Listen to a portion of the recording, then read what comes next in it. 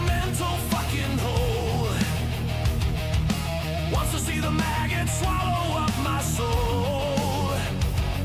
They hope I ride on a cross of roach and slime, but I'm just sitting here killing fucking time. I've got the infinity gauntlet of the broken and the mad. The diaper sexual furries, they're all so fucking sad. They scream into the void of a sight that doesn't care, while I'm clicking these pliers, breathing stagnant air. So put them in the box, let the walls be cold and white, throw the keys away and end this mental blight. Institutionalize the rot, let the asylums rise again. I'm the harbinger of logic, the surgeon of their pain.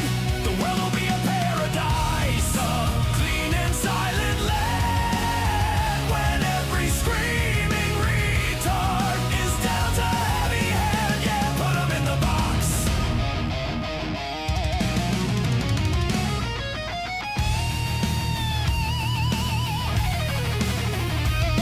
Blue skies a cesspool where the moderation's limp. Every basement-dwelling loser, every blue-haired pimp, advocating murder in the name of being kind, while Section 20 leaves the justice fucking blind. They say I'm a net negative, a cancer on the earth, but their own pathetic lives haven't seen a moment's worth. They're begging on their cash apps, crying on the floor, while I'm the one they hate, and I'm the one they adore. Success is measured in decades, like the prophecy of doom. If you strike me down today, you'll be singing a different tune. A million more will rise, a million more will fight. You can't kill an idea with your petty childish spite. I don't fear the reaper, I don't fear the grave. Before I was born, I was nothing. There's nothing left to save. But while I'm here, I'll be the mirror of your soul, a cynical king in a roach-infested hole.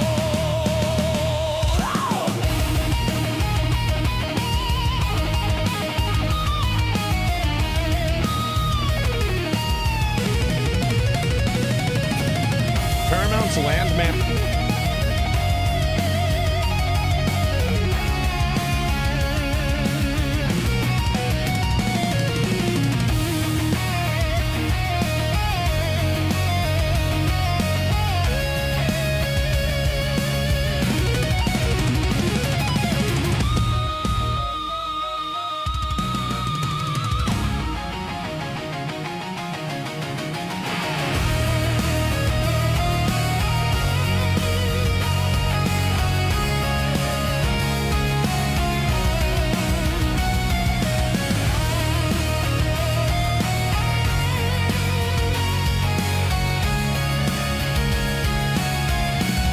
So put 'em in the box, let the walls be cold and white, throw the keys away and end this mental blight. Institutionalize the rot, let the asylums rise again. I'm the harbinger of logic, the surgeon of their pain. The world will be a paradise, a clean and silent land, when every screaming retard is dealt a heavy hand. Put 'em in the box. Put 'em in the box.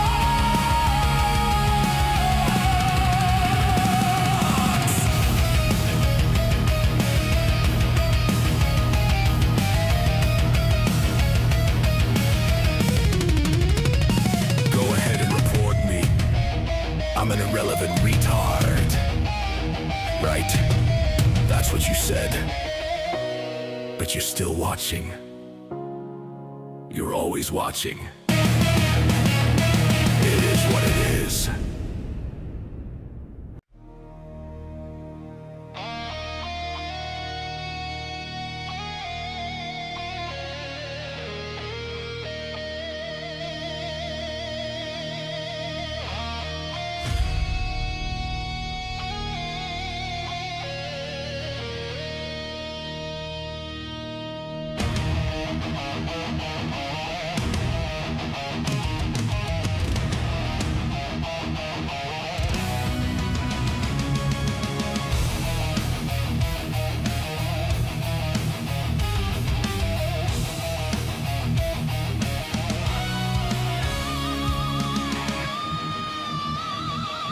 The screen glows blue in a room of dust and mold. Another death threat, another story told. Eat shit and die, says the ghost behind the mask. They want me murdered, is that such a heavy task? Some she-they freak with a mental fucking hole. Wants to see the maggot swallow up my soul. They hope I ride on a cross of roach and slime, but I'm just sitting here killing fucking time. I've got the infinity gauntlet of the broken and the mad. The diaper-sexual furries, they're all so fucking sad.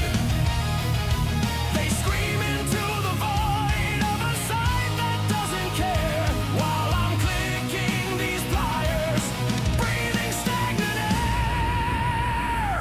So put 'em in the box. Let the walls be cold and white. Throw the keys away and end this mental blight. Institutilize the rot. Let the asylums rise again. I'm the harbinger of logic, the surgeon of their pain. The world will be a paradise, a clean and silent land, when every screaming retard is dealt a heavy hand. Yeah, put 'em in the box.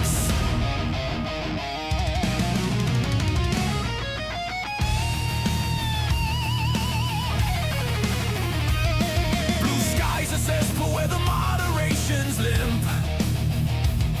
Every basement dwelling loser, every blue-haired pimp, advocating murder in the name of being kind, while Section 20 leaves the justice fucking blind.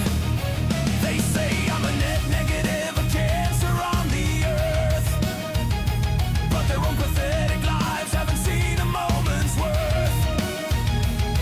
They're begging on their cash apps, crying on the floor, while I'm the one they hate and I'm the one they adore. Success is measured in decades, like the prophecy of doom. If you strike me down today, you'll be singing a different tune. A million more will rise, a million more will fight. You can't kill an idea with your petty childish spite. I don't fear the reaper, I don't fear the grave. Before I was born, I was nothing. There's nothing left to save. But while I'm here, I'll be the mirror of your soul. A cynical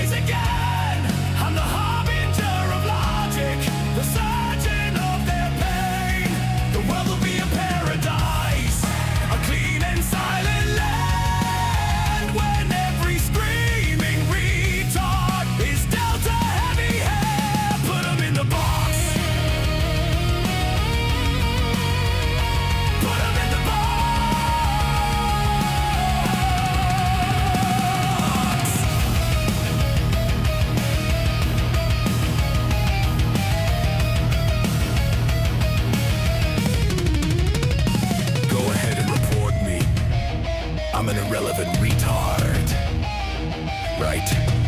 That's what you said. But you're still watching. You're always watching. It is what it is.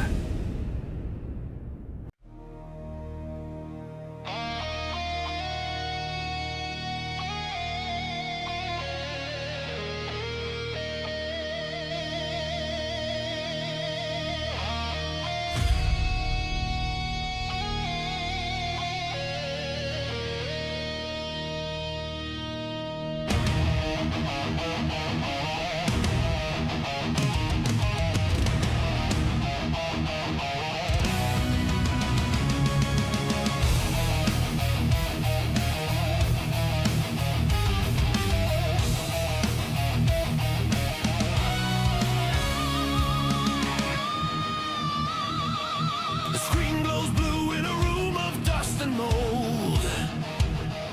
Another death threat, another story told. Each shit and dies as the ghost behind the mask.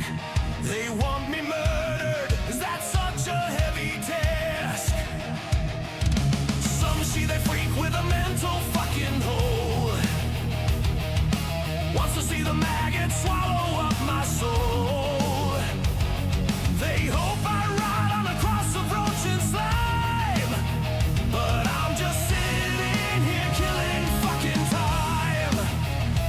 I've got the infinity gauntlet of the broken and the mad. The diaper sexual furries, they're all so fucking sad. They scream into the void of a sight that doesn't care, while I'm clicking these pliers, breathing stagnant air. So put them in the box. Let the walls be cold and white. Throw the keys away and end this mental blight. Institutionalize the rot. Let the asylums rise again. I'm the harbinger of logic, the surgeon of their pain. The world will be a paradise, a clean and silent land, when every screaming retard is dealt a heavy hand. Yeah, put 'em in the box.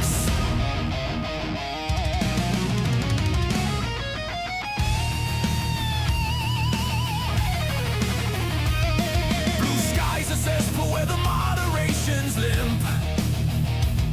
Every basement dwelling loser, every blue-haired pimp, advocating murder in the name of being kind, while Section 20 leaves the justice fucking blind. They say I'm a net negative, a cancer on the earth, but their own pathetic lives haven't seen a moment's worth. They're begging on their cash apps, crying on the floor, while I'm the one they hate and I'm the one they adore. Success is measured in decades, like the prophecy of doom. If you strike me down today, you'll be singing a different tune. A million more will rise, a million more will fight. You can't kill an idea with your petty childish spite. I don't fear the reaper, I don't fear the grave. Before I was born, I was nothing. There's nothing left to save. But while I'm here, I'll be the mirror of your soul. A cynical king in a roach-infested hole.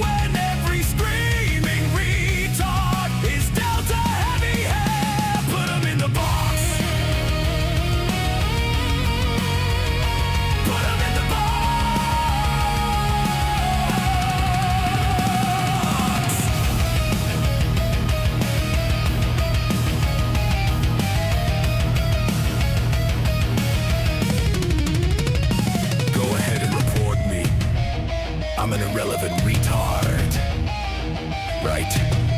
That's what you said. But you're still watching. You're always watching. It is what it is.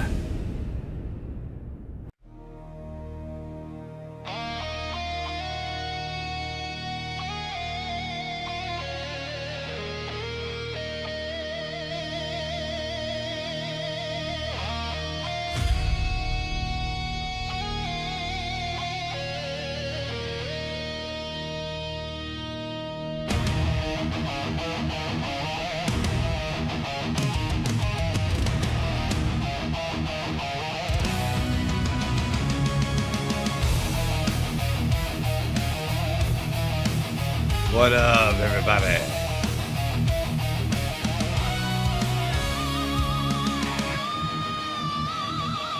The screen glows blue in a room of dust and mold. Another death threat, another story told. Holy crap. What do we got? Yo. Llama. I love this guy. Llama Todd is, well, I wouldn't say he's quite yet an ex Final Fantasy 14 streamer, but he is really pulled out of that game back then. Hey, Thor, what's up, my man? He threw out of that game when it came to Dawn Trail.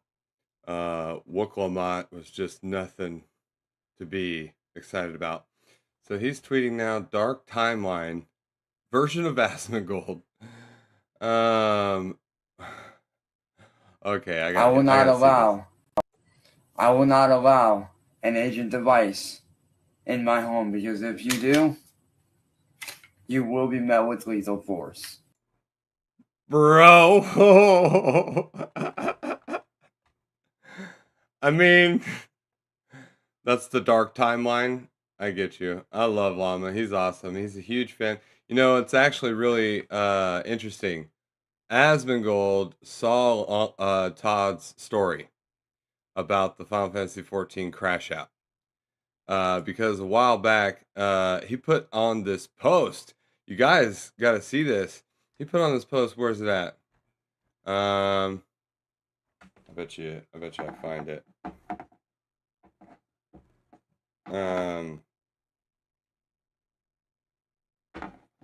Let's see.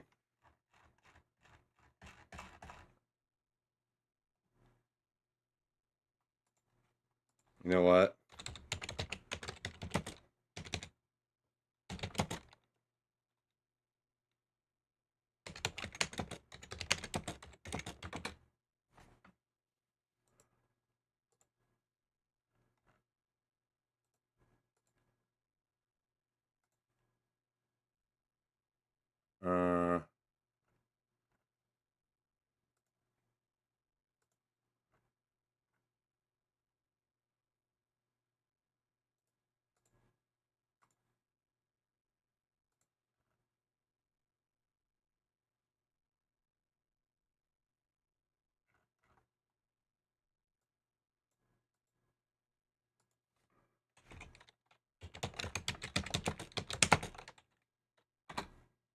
There we go.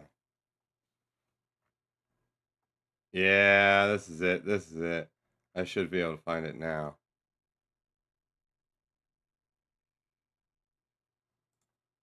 Hang on. Let's try this. Todd.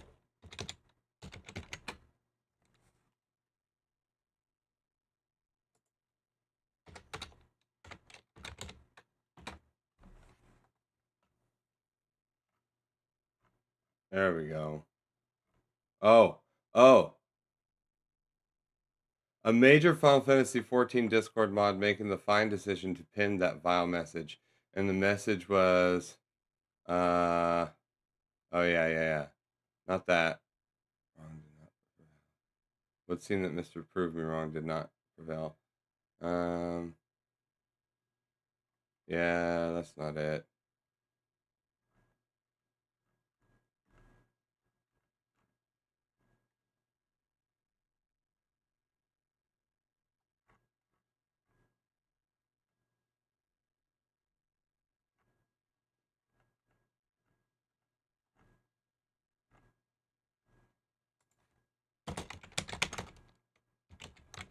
fuck? Where is it?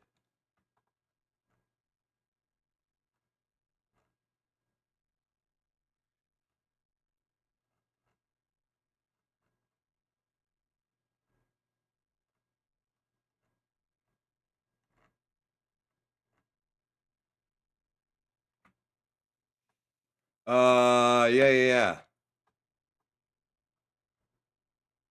Getting closer.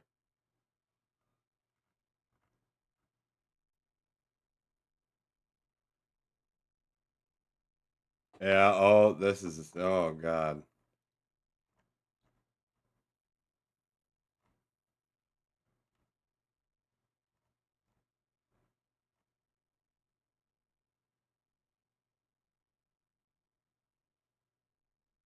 Hold up. I gotta find this.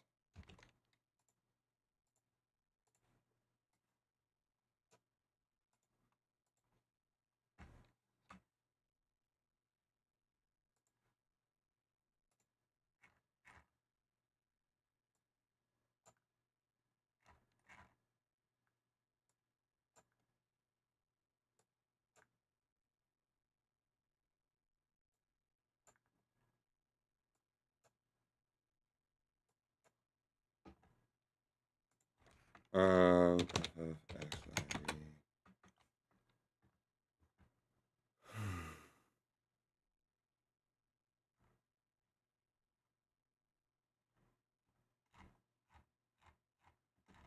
yeah, it was back in January.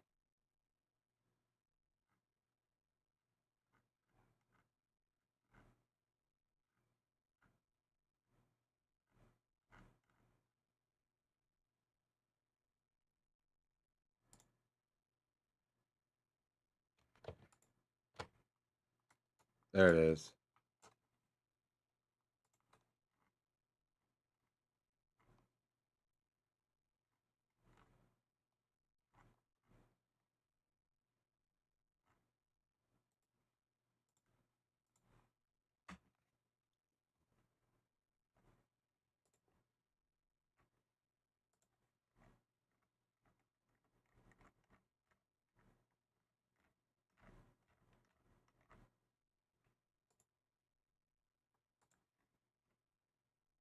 Damn. That ain't it either. Oh my God, you guys. Okay, I need to get off this. This is driving me crazy. Nobody wants to see me look for this forever. But it was a glorious rant, man. And all he did was say what needed to be fixed in the game. He didn't get political at all. He didn't have anything bad to say about anybody. He had nothing there was nothing like culturally or anything about the real world. Everything was a criticism about the game and how bad it was mechanically. There are features that are still broken. The story sucked, and everybody shit on him like crazy. The 14 community did. So, but anyway. All right. What else do we got? Um, had some other stuff. I've got some others here pulled up on the side. That we're gonna watch for reacts because last time on Lyrith TV, I stormed into YouTube and watched a crap ton of videos. Later on, Ember Paradox raided Lyrith TV with a crap ton of viewers.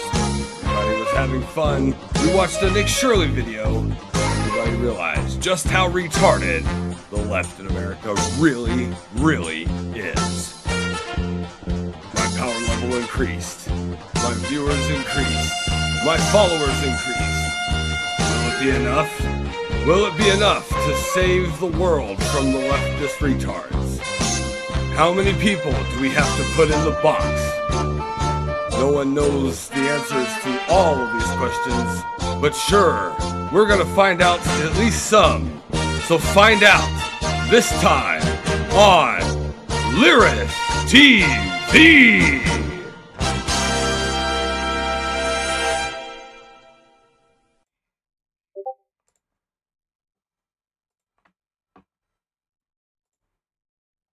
Thank you, Thor. Thank you. Thank you.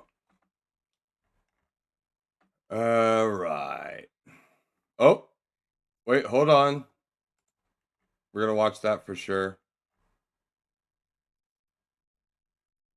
And naturally, of course, anybody on YouTube, Twitch, and or Kick that has anything to share that they want me to look at, links are allowed in my chat. You can do whatever you want here.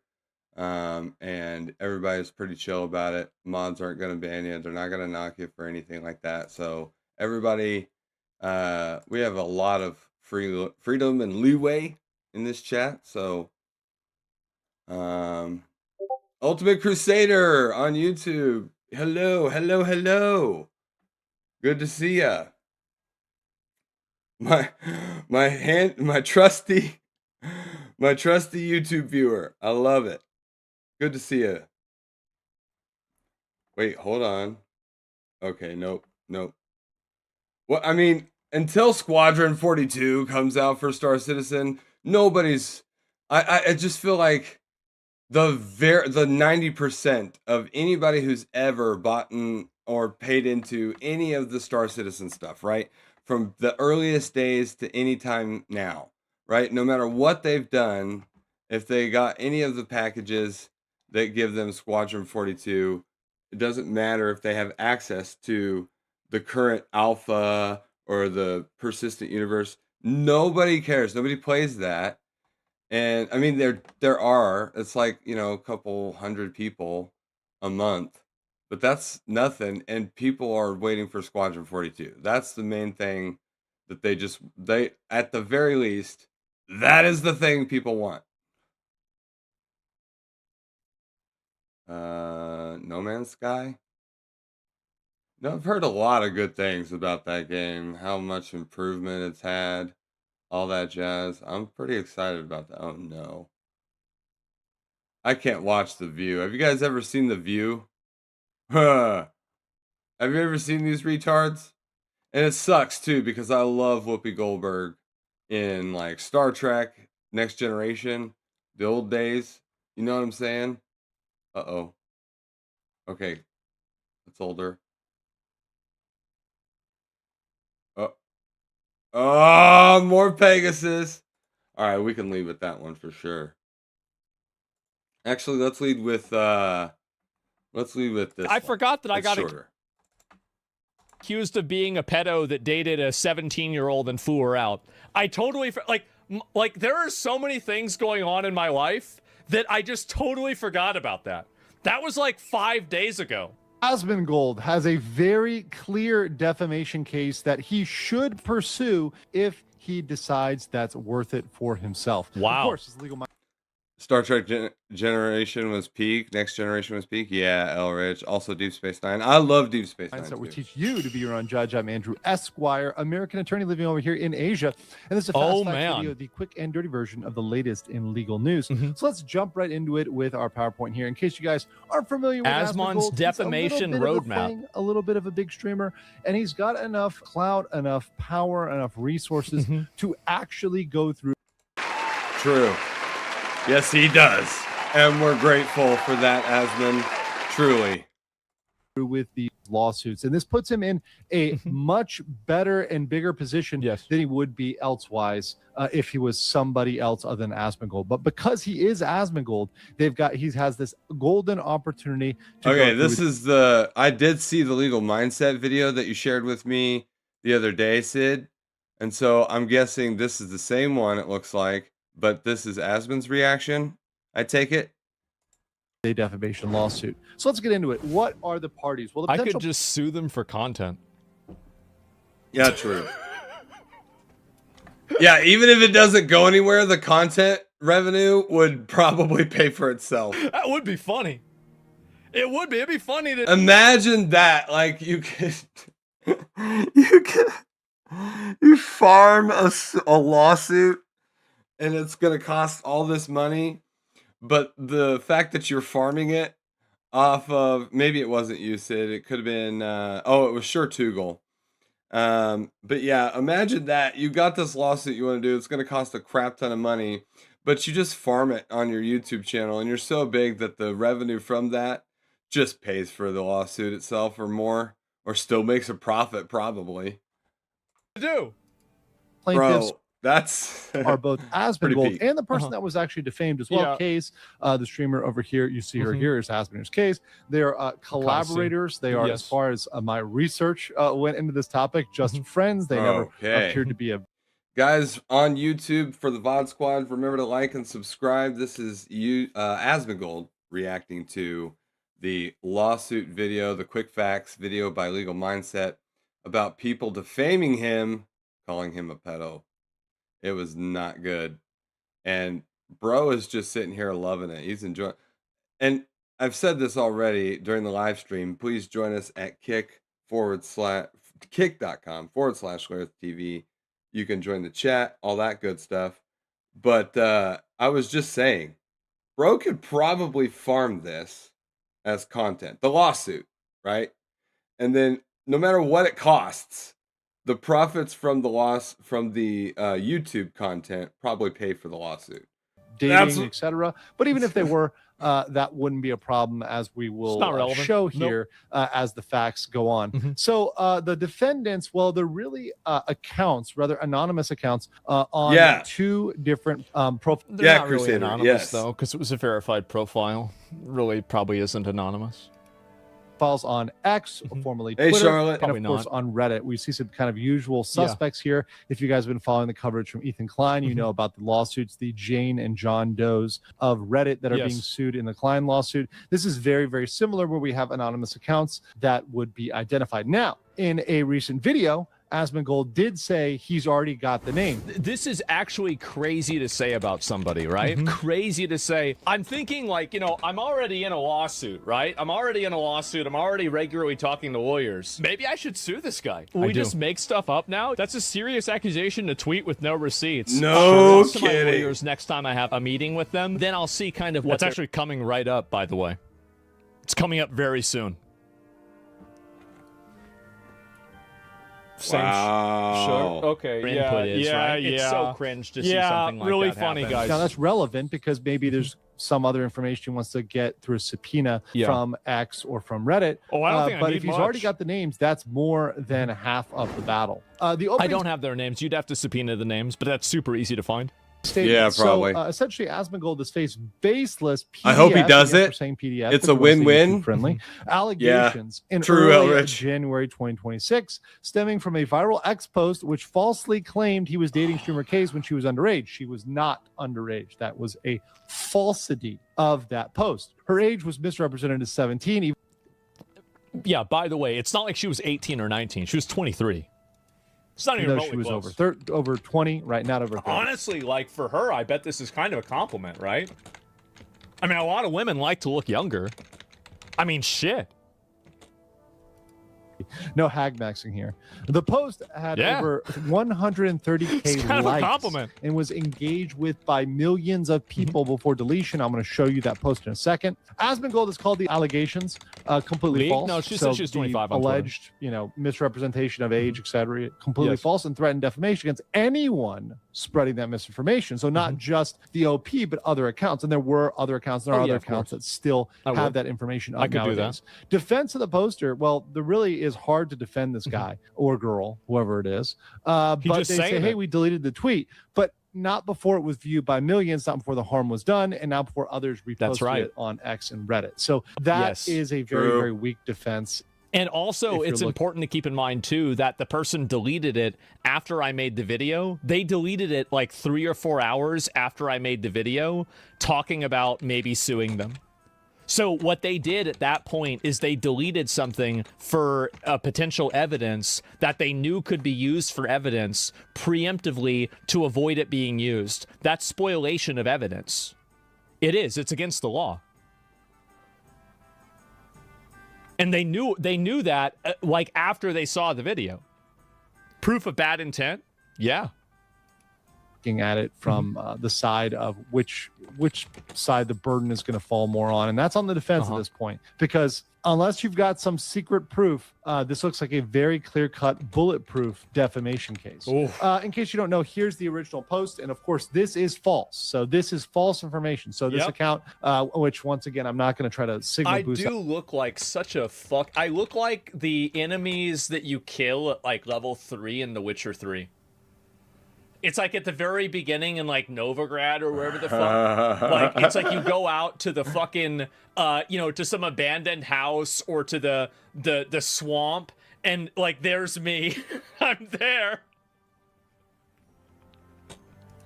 A counter person, but just saying he was 33, she was 17. Not so Asmongold good. is and this word, the word that means criminal with someone who is underage, right? I'm censoring that word. We all know what that is, right? And you see a picture here. Now to me, this is absolutely ridiculous. It reminds me of kind of the height of consent argument, the height of where, consent? okay, you have to be so high to consent. And as a tall guy, you know, it's always like, what, am I not allowed to date short girls, right? And people are not allowed to go. She's not even that short.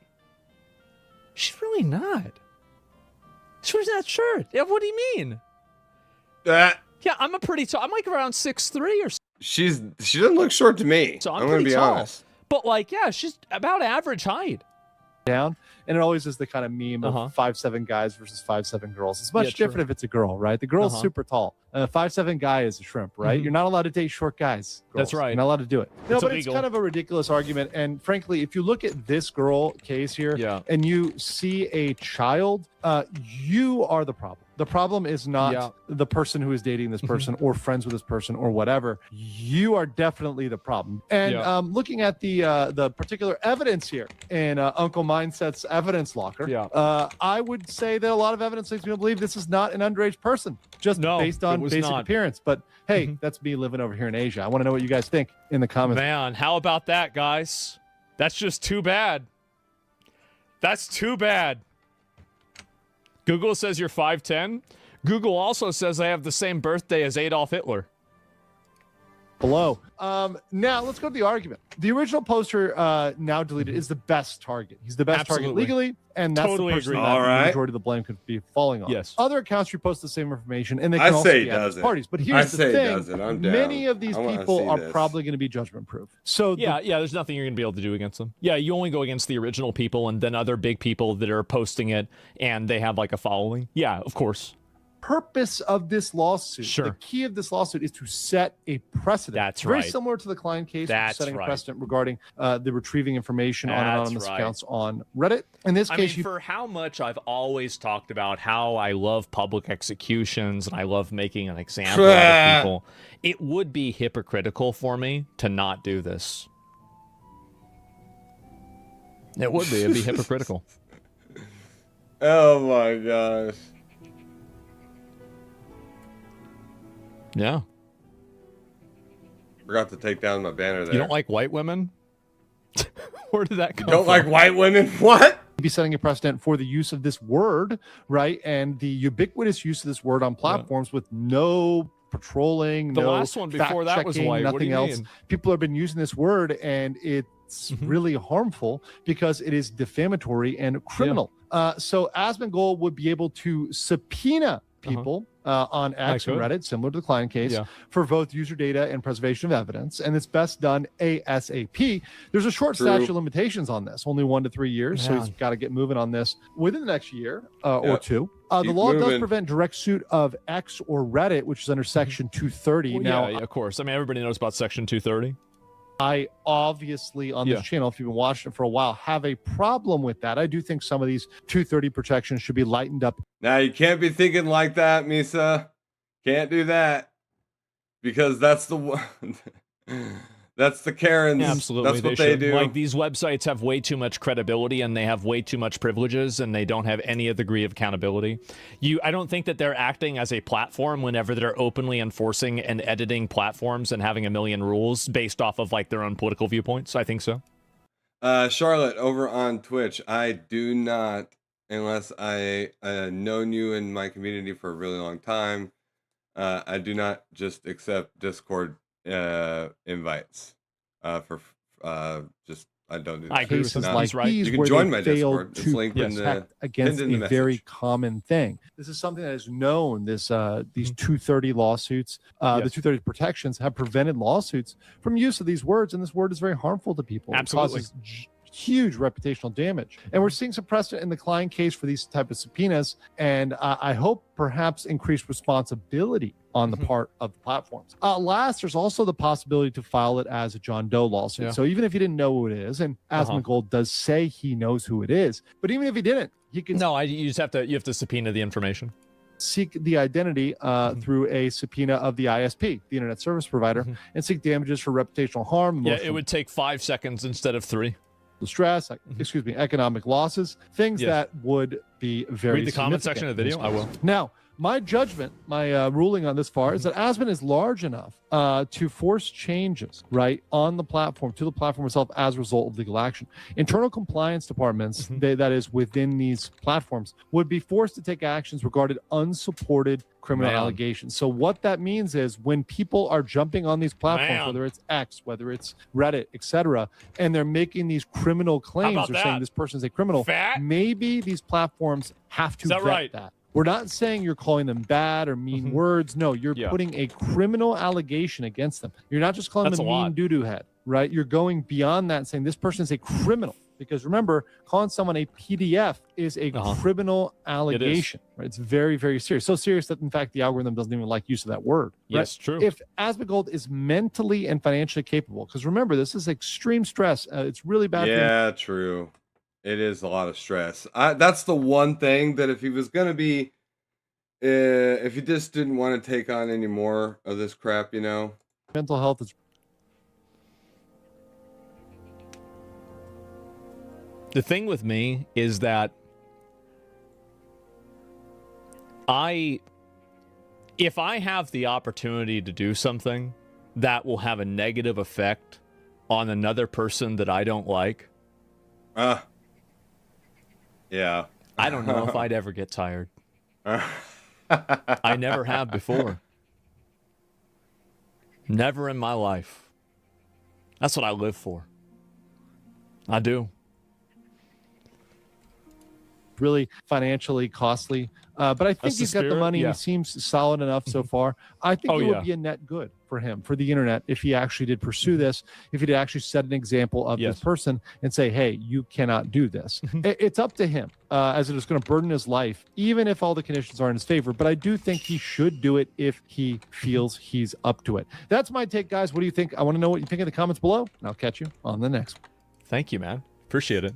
That was awesome. So he's even he's was even in awesome. favor of this. So he thinks I should be able to do it. Wow. Okay. I mean, this will be your Christ on the cross for people. Yeah, but I get to nail somebody else up. How about that? Maybe even a few people. I mean, I think Jesus got nailed up with like 2 other guys, right? So it would make sense. Let me link you guys Legal Mindsets video on mean- this too. I think What? I mean, let's be honest. Where is it? Where is it?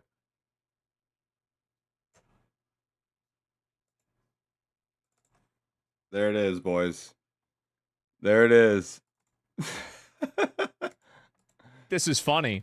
And yeah, I posted it to Asma on Reddit. I'll look at my Reddit stuff in just a minute. I know I got a little bit farther away. Where's got DM? No, I already have a legal firm that I have on retainer for another thing that I'm doing or dealing with. And so I'll probably either work with them or find somebody that's through them, because I would have to do it through a federal court, and I'm working through a federal court in order to resolve an existing lawsuit right now. So listen, unfortunately, I know a lot about this. And I don't know a whole lot about this, or not a whole lot, but like I know a good enough, right? I know enough. So yeah, that's it. You can farm it on stream. No, actually, I wouldn't. I would not farm it on stream, because that would weaken the case and it would make it harder for me to win, because it would affect the way the judgment could be. My goal is to win. It's not to it. I don't care about the validation. I care about the effect. And the effect is what matters to me. Winning is the reward in itself. I don't need to be validated. I don't need to be seen as being in the right. The only thing that matters to me is that I do something that is so effective and damaging that it changes a person's life. That's really what my goal is. I don't really care as much about, you know, some other bullshit. I don't care about that. I care about doing something that's effective. Absolutely. Based. I'm glad I watched that. All right, this is the one I really want to see. So we got more Pegasus coming up next. Like and subscribe on the YouTube side if you're on the VOD squad, and join us live at kick.com/LairdTV. See you next time. Okay. All right, let's kick off this. Welcome back to a series so... Hold on. Wait a minute.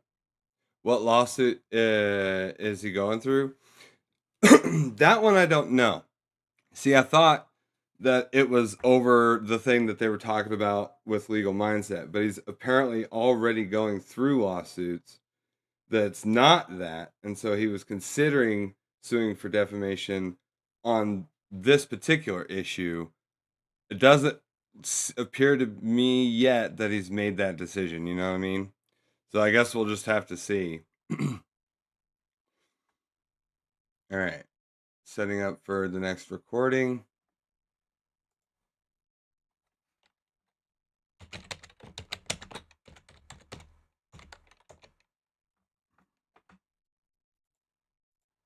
There we go.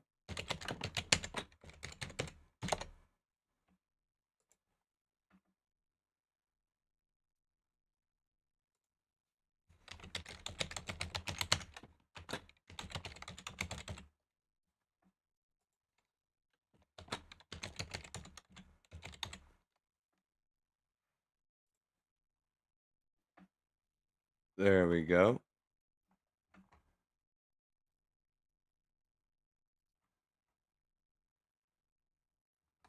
All right. Hang on. One more thing.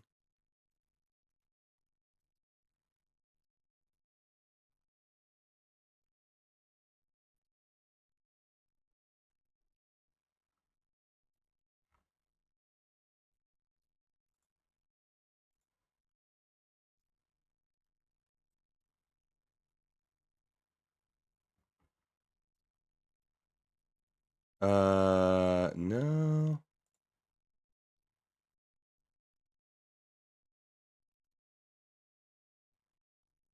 Trying to find the link. How do I share this link?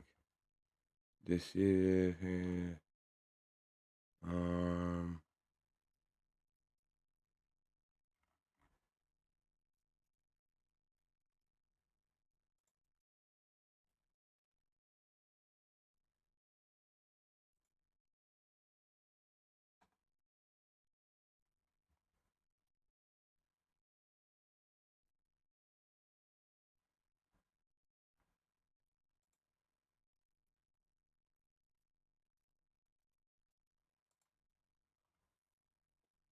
there we go.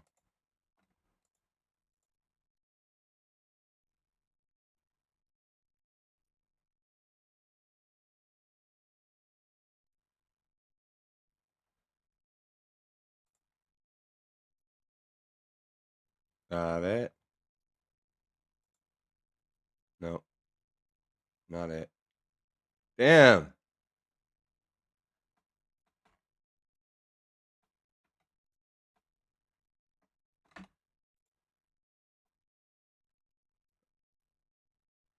Crypto bank.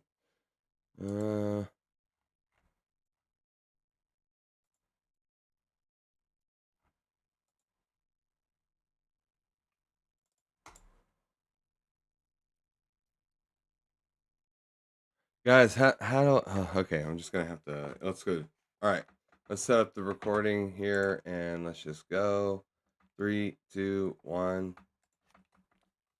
What's up, VOD Squad on YouTube? Make sure to like and subscribe. We got another react. This time we have more Pegasus, and Hassan's not doing very well, it would seem. This is pretty new. It's only been 3 hours since he put this out, so I haven't kept up on what's happening to Hassan, but I hope, you know what? I'm just gonna let him do the talking.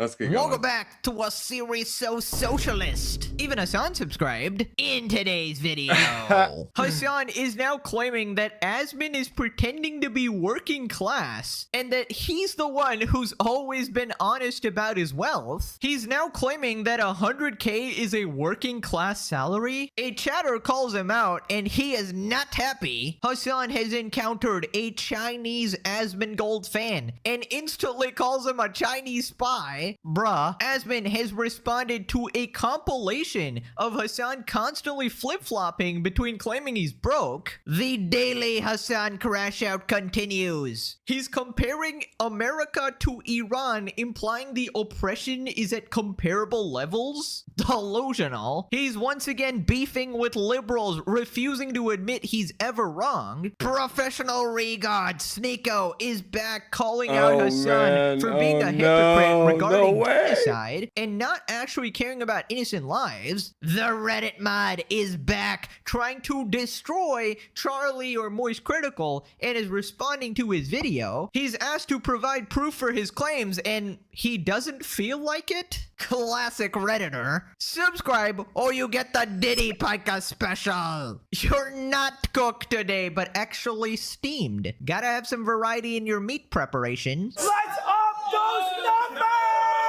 Now let's begin. Right, so remember when Hassan said he grew up broke? I mean, I've seen both for the record.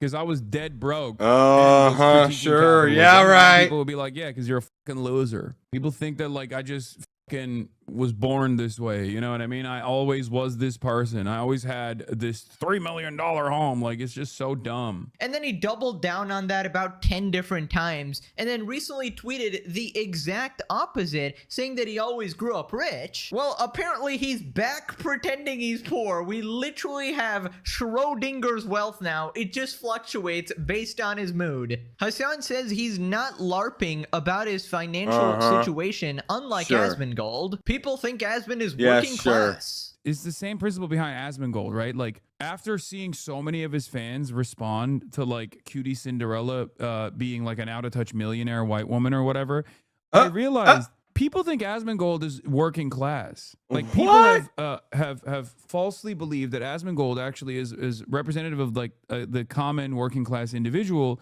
because he looks like shit. Like, he doesn't, you know, wash himself. He doesn't, you know, he wears like a dirty, crusty t-shirt all the time, and he doesn't clean his house. So people look at that and go, oh, he must be making like what, maybe $100,000 a year. This motherfucker owns like 5 businesses, bro. The fuck do you mean? He owns a PC, pre-built PC company, Starforge. He owns Mythic Talent, co-founded it, is a talent agency. He owns an esport organization. He, I assume, has his own fucking, you know, he has his own, like, LLC, too, most likely. Wow, Hassan, I mean, you seem to be his biggest fan, actually. Like, wow, I love that business tycoon Asmongold. I'm actually going to be taking some tips from him, actually. And hopefully the tip as well. Bro, what even is this argument? Literally nobody thinks that Asmongold is working class, you absolute moron. Everybody knows that Asmongold is rich, and he doesn't really lie about his wealth like you do, and he doesn't try to rewrite his history and his family connection because it's documented on the internet, and you can see that he grew up in not the best circumstances, right? Dude. And I mean, if you're like a Hassan viewer and you can't tell that Asmongold's actually rich, I mean, your brain has been turned off. I mean, obviously by watching Hassan, but the second thing is he's one of the biggest streamers. Obviously he is rich, right? And I think what Hassan doesn't understand here is that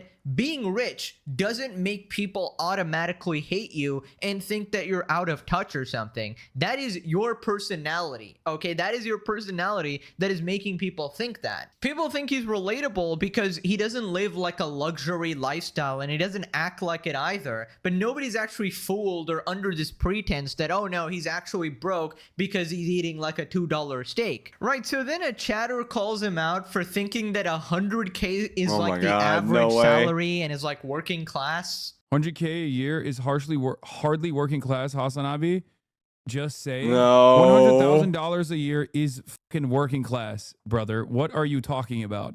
We do not live in 2009 any longer, okay? Okay, but like, are you also saying that working class people are filthy? So only rich people are well taken care of? You're not working class. You'll never represent the working class. Not you nor Asmon. You're so out of touch, old man. If you were even ever middle class or working class, you would not have that opinion you have. And everything you say about this matter proves this. I would just not even talk about this if I were you, man. Move on. Yes, you're right. A socialist streamer who regularly talks about fucking labor-related issues should shut the fuck up about labor-related issues because he's a streamer who is very fucking fortunate. True. The point I'm making is I'm not LARPing about my financial situation, okay?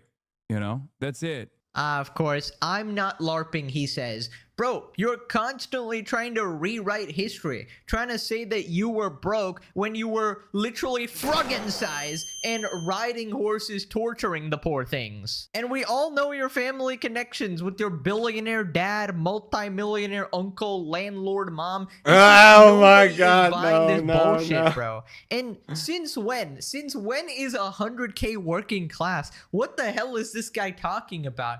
I mean, maybe if he said that, oh, it depends on where you live or something like that. But even in that case, I guess 100K, if you're living in like the sewers of New York City, you know, probably wouldn't be considered too crazy because, you know, cost of living is really high and stuff like that. Yeah, but true. I feel like in most other places, it would be considered at least like upper middle class, right? It's definitely above like the national average. I think everybody knows that, except Diddy Piker, yeah, who got a small loan of $1 million, right? Yes, guys, my daddy just pays my expenses to the My right daddy age of just 30. pays my- You know, I'm such a big boy. I was financially independent since 30 years old. I, Hassan Piker, am truly a self-made man. See, the problem here is that for Hassan, it's such a small amount that it doesn't even register on his radar. So he just assumes like, oh yeah, that's just got to be working class, right? By the way, this is the same small amount that could have saved Caseytron and all of the other Hassan orbiters, right? During the whole lawsuit that Hassan conveniently refused to give them. So then he tries to explain why people call him a grifter and like a champagne socialist, and obviously he gets it completely wrong. But people hyper focus on the aesthetics of things, and they think like they can't hear your words, right? They can't hear your words. They only see what they see. And if they see someone like myself, even if I'm advocating for, you know, workers' rights, advocating for labor unions, you know, working alongside labor unions, shit like that, none of that actually matters because like I don't fit the bill. I don't fit the profile of what you believe is like someone who should be advocating for, you know, working class individuals. I don't want to clip it, but yesterday he debate broed himself and said he does politics for fun and he doesn't know much. And that didn't have a comeback for you calling him out for being rich. Yeah, I know. Because he is fucking rich. Wait, what the hell? I thought my like screen froze or something. What the heck was that delayed laugh, bro? He took 2 whole seconds to process what he actually just read. He's like, wait a minute. Should I laugh here? Should I not? Oh, okay, wait, this is on my side. Ha ha ha. Har, hardy har. The chemicals are getting to your head. All that shit you're putting on there. I mean, come on, man. Bro had to work that out in his brain like a Sudoku. Like, damn, am I supposed to laugh here or not? Is this supporting me or not? The programming was glitching. Also, I don't know about that ending, man. You seem kind of mad just because he's, you know, freaking rich. I don't know, bro. It sounds like somebody's kind of jealous. Apparently, the $10 million he earns isn't actually enough, right? He needs to earn as much as Asmongold to actually be happy. You know, he wants to be the breadwinner in the relationship. Here, that's the thing what's happening here. He's like, oh no, even in my fantasy, oh, you know, when I'm marrying Asmongold, oh my god, I don't want him to be the breadwinner. I want to be the provider here. My god. Come on, Hassan. Didn't they tell you that's not true love, okay? You should be happy for your partner. And in general, you know, comparison is the thief of joy. Come on.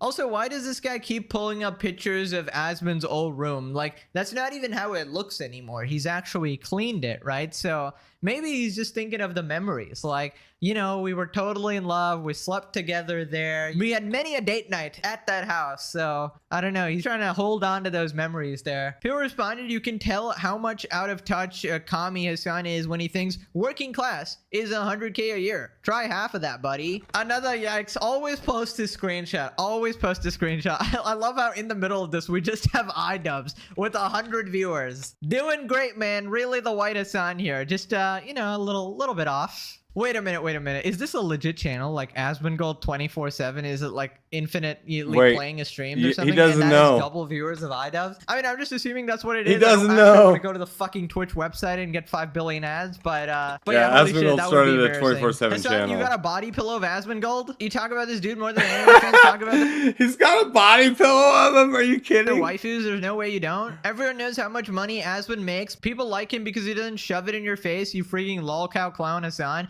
Hassan has to shove it in your face. That's why he keeps trying to zap Kaya to stay on stream to show everybody that he has the most expensive dog breed, a designer dog. 100K is a small wage to this Nepo baby. Yeah, that was his allowance in like the 2nd grade, you know? Weekly allowance. Right, so then Asmon responds to Hassan constantly changing his stance on being poor or not, watches an edit of Hassan offering contradictory statements about his financial past in their ongoing feud of relatability. Okay, well, I was saying this shit when I was poor. When I was poor, and openly act like you read any fucking headlines. I never said I fucking grew up in poverty. As a matter of fact, I've openly stated that I grew up fairly affluent. Okay, I said the same shit when I was poor. Okay, well, I was saying this shit when I was poor. When I was poor and I defended socialism. I said that when I was poor. When I was poor, I like nice things. I buy nice things. When I was poor, I wanted to buy nice things because I was He's dead never broke. been When I was poor. dead broke. Gentlemen, a quick query. Do you mayhaps happen to know anyone flat broke and destitute, yet somehow with the means to spend his leisure strolling Oh about golf my courses? god. This idiotic back and forth. They're like, oh,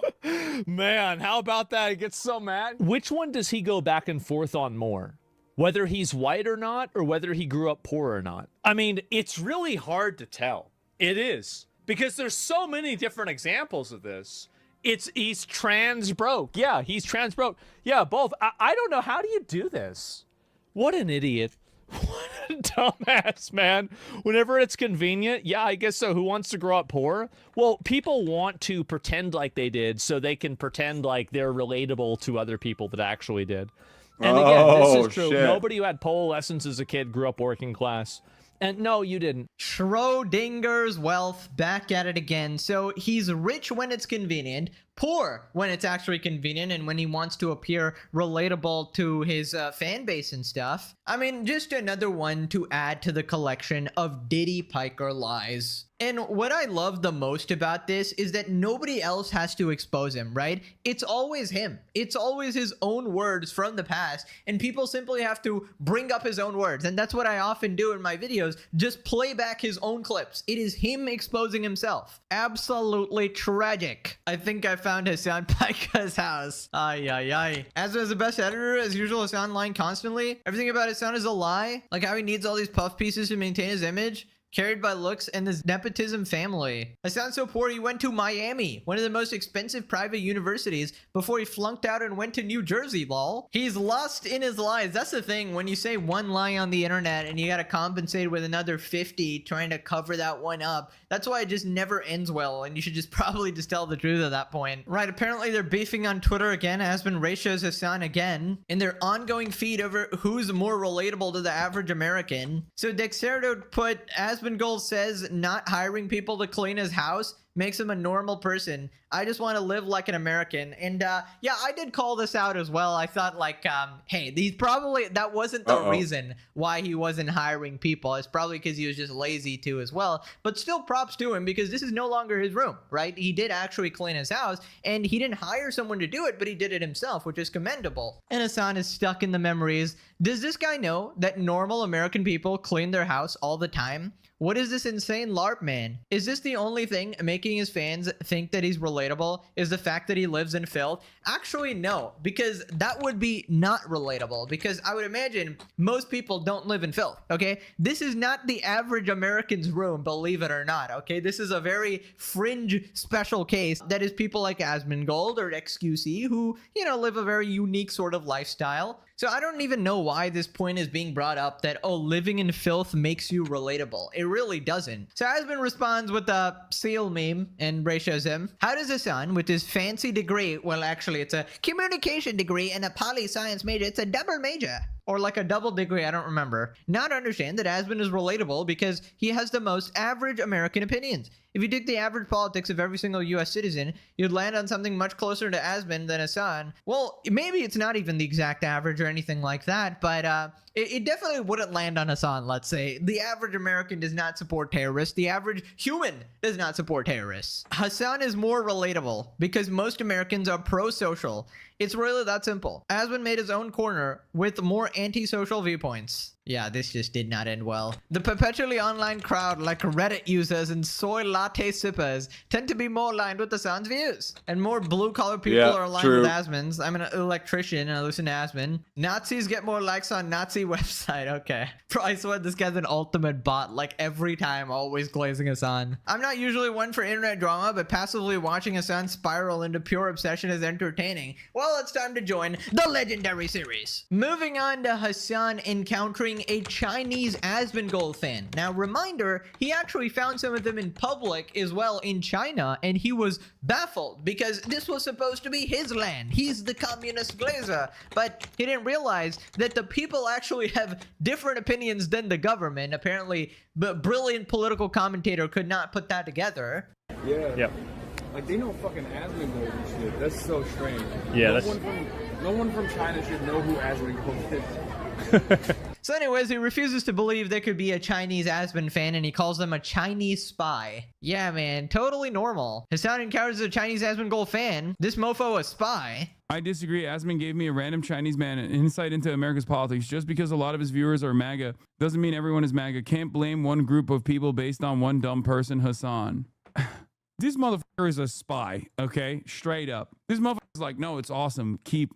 We love Trump here in China. He is literally destroying the global order, and the Chinese century of prosperity is upon us, and I love his insights. Yeah, of course, if I was a Chinese man living in China, I would also love Asmongold's insights as well, because the Republican Party as it stands is doing more damage to America in general than Osama bin Laden ever could have even fathomed, okay?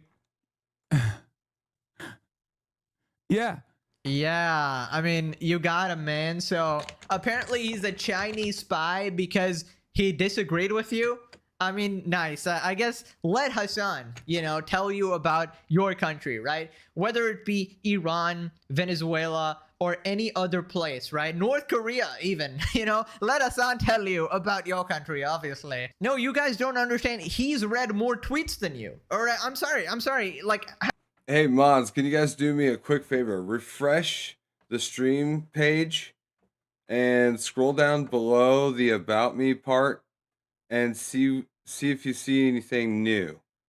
I'm just checking to see if that's gone through. Have you read a million tweets? No, exactly. Trying to make it You're easier not for people as educated as Bin Laden see Pica stuff. here. Also, I don't know if it exactly falls under this, but that's gotta be racist, man. Like, I'm sorry. Like, anybody who disagrees with you, Chinese spy, I mean, that's just racist, man. I don't know. So then a chatter calls him out for, supporting terrorists. Oh, we were gonna dunk on our first hate comment together. You and your followers are a bunch of hacks that don't do enough research and are very one-sided. The problem with this country, you embrace terrorism. No, we don't. No, that's Asmongold is down the line, chatter. No, we actually oppose terrorism. I personally am against terrorism. I know it's very brave. The American government terrorizing the good people of Minneapolis is something that we think is disgusting. It's repugnant, and that's why we're all protesting against it. So you didn't understand. I think it's a normal confusion. Me and Asmongold, we look pretty similar to one another. So you probably thought you were on the wrong chat. Right. So obviously a complete deflection here. I mean, he is never going to address his support for the Houthis, Hezbollah, Hamas. He always just dodges this question. I mean, he should play dodgeball. If he wasn't such a fucking lard, he might actually be quite good at it, right? And the thing is, to any newcomers, you might think, well, this is totally hypocritical. This doesn't make any sense. Well, no, actually, it makes perfect sense in the Hassan Piker universe, because those terrorist groups, right, they are anti-American. So they obviously get a pass, right? That's how it works in the Diddy Piker universe. If they're anti-America, well, who cares if they grape women and... Okay, you see it, Sid? Thanks, I appreciate you. Let's keep going. Here we go. You know, violate kids and use them as human shields and all this shit. Perfectly fine. Approved behavior. Violating human rights. We love that shit. But you know, the other side, no. His approach to everybody is, no, I know more about your country than you. More damage than Osama bin Laden. Disgusting. Genuinely unhealthy. Amount of mental disorders these morons suffer from. Hassan has to be the most un-American creator I've seen in my all my time being part of this community. Embarrassing that Twitch supports him. Ah shit, he's mad on the inside. Kaya, run! Your owner's gonna shock you. Yes, that would make sense if Kaya actually had a choice. But in fact, she is trapped in the Citadel. Right, so remember how Hassan was claiming that the entirety of Reddit is botted, and that essentially every positive post of Asmongold is not real and it's automatically upvoted by bots, and every negative Hassan post is automatically also upvoted. And this was after the whole Reddit mod situation. Well, Aspen responded now. They did this to go after Destiny's enemies and to try and present Destiny in a positive light to the best of their ability. It's Destiny's fault that you shocked your dog. I thought it was Israel's, but Yeah. apparently maybe Destiny's in leagues with Israel. If anything, my it's community is my Destiny's biggest fault. op. True. Banned a bunch of people from the subreddit and consistently botted and brigaded certain posts against Destiny's enemies over and over again. In many instances, leaned into like, you know, propaganda that was pro-Israel because Destiny's pro-Israel. Like, I don't even. All roads, Right. all events, all times, all things lead back to the original sin. Israel. That's right. I don't go to LSF any longer. I don't, you know, frequent LSF any longer because it's just all botted into oblivion and brigaded into oblivion. But the botting started when he got negative threads about himself. When people started making threads about him that were negative, that's when the botting began. No, you don't understand. The entire world unanimously supports Hassan. Okay, any negative post, any criticism, it doesn't actually exist. It's just botted. It's either Bro, or it's agents always of that Israel way. trying to take him down, right? How could anybody be so stupid as to think that Hassan Paika is haters? Like, what do you mean? He has controversial opinions or something? Nah, that's too far-fetched. You know, every one of Hassan's haters are just getting paychecks in the mail to criticize him. Obviously, mine hasn't arrived for the last 7 years or something, but you know, surely sometime. Listen, I want you guys to know that if Hassan Piker says something, it must be true. And he definitely has not put the shot collar on me and set it to 10 billion votes. I'm saying this of my own free will, guys. We love Hassan Piker in this household. That's me, I'm dead. Anyways, moving on to the daily Hassan crash out at his chat. The ultimate rage bait never ends. how can I be okay? Oh my God, bro. He is unhinged. He is unhinged, man. I mean, I yell and shout all the time, right? But that, look at this. Never ends. How can I be okay? Bro. I mean, how do you do that to your viewers? Hassan calls out Aspen for being Iran first, says he's been protesting for a year in response to... Oh, look. Come on, people. This is not hard. All you have to do is just, you know, it's actually very simple, super easy. When every screaming retard is down to heavy hand, yeah, put him in the box. Hassan's got to go in the box. He's got to go. Another one in the box. Come on, get in there. Hop in.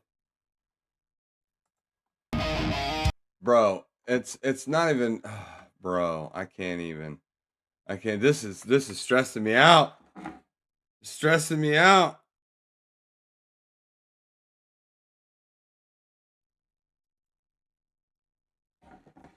All right, sorry about that. I was checking the message. Chatter asking what he's done. So go out and do it. Hassan is so messed up. He is. She's obviously insane. So go out and do it, piece of shit. Bitch, I have been doing it. I've been doing it for a fucking year, as a matter of fact. And I will continue to do it. And when I do it, your fucking roach god turns work camps around and has this moment. Roll the clip. I know one of you has the Hasanabi Productions clip that I'm thinking of here, okay? Come on. Look, ha ha ha, I know, I owned you. Watch the fucking roach god. Here it is.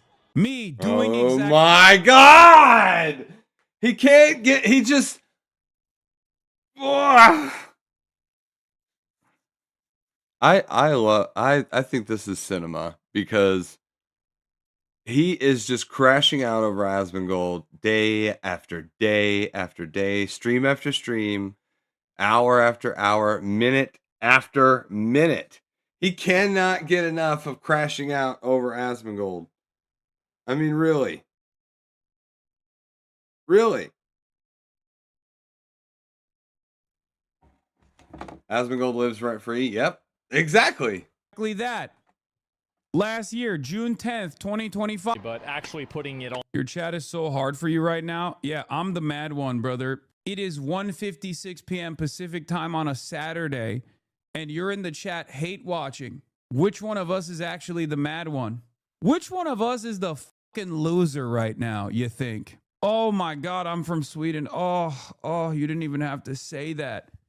40-year-old IT specialist in Sweden. Bro, genuine question. Like, are you okay? Are you good, bro? I mean, I just don't understand why he does this. Why does he, like, he surely must be enjoying this or something, because imagine I responded to every single negative YouTube comment left on my channel. Like, you just go insane. Dude, this is Hassan right now, bro.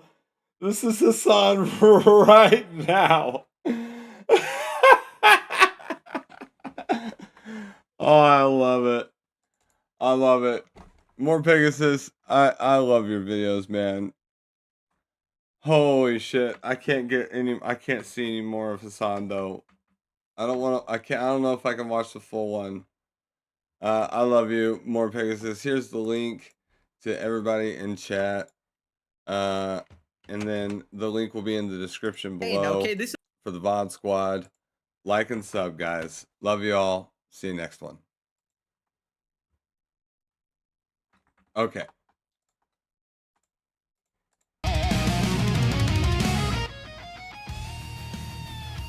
We got a couple of things to pull up. This one.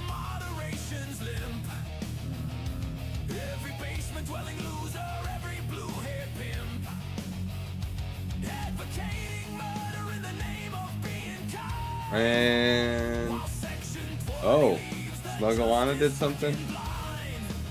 Actual propaganda. Uh-oh. Uh-oh.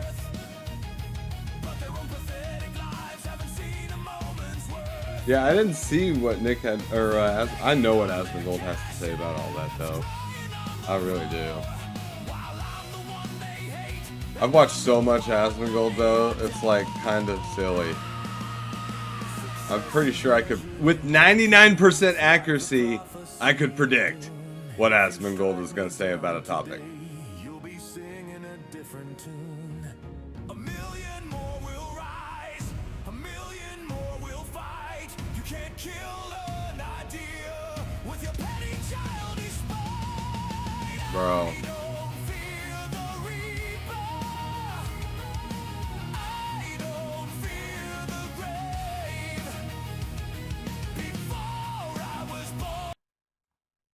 What do we got? What do we got over here?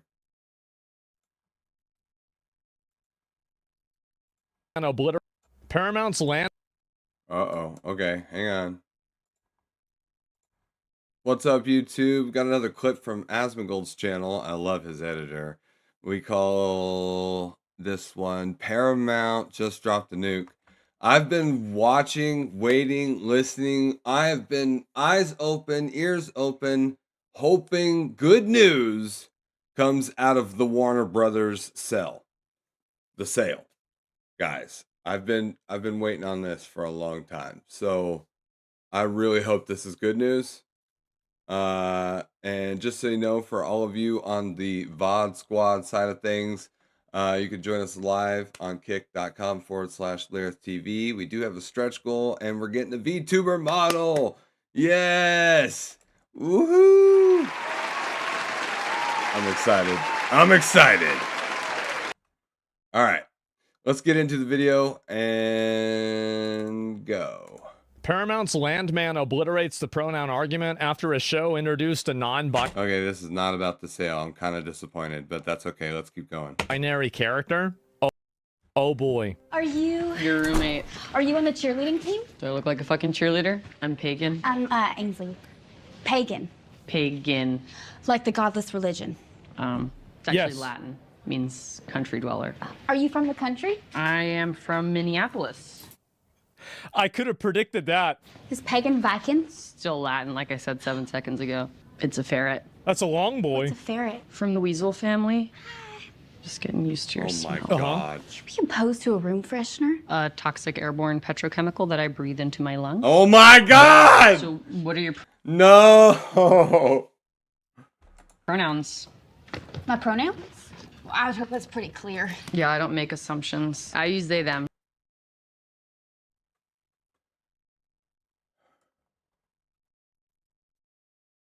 Brother, why don't you sit down? Have a seat. Let's have a talk. Okay? You and me. Nobody else. Just me and you. Let's have a talk. I have a question, okay? And you can answer it honestly. You can answer this honestly. Why are you retarded? Did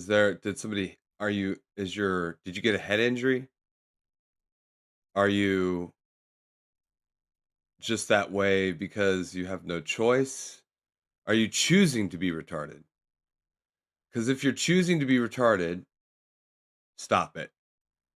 Stop doing that. Don't do that. Not good for you. It's not good. Okay? See this guy down here? This guy? Yeah. He can sometimes be retarded too, but he doesn't choose to be retarded all the time. He's retarded in a funny way. You're retarded in a stupid way. Stop that. Stop.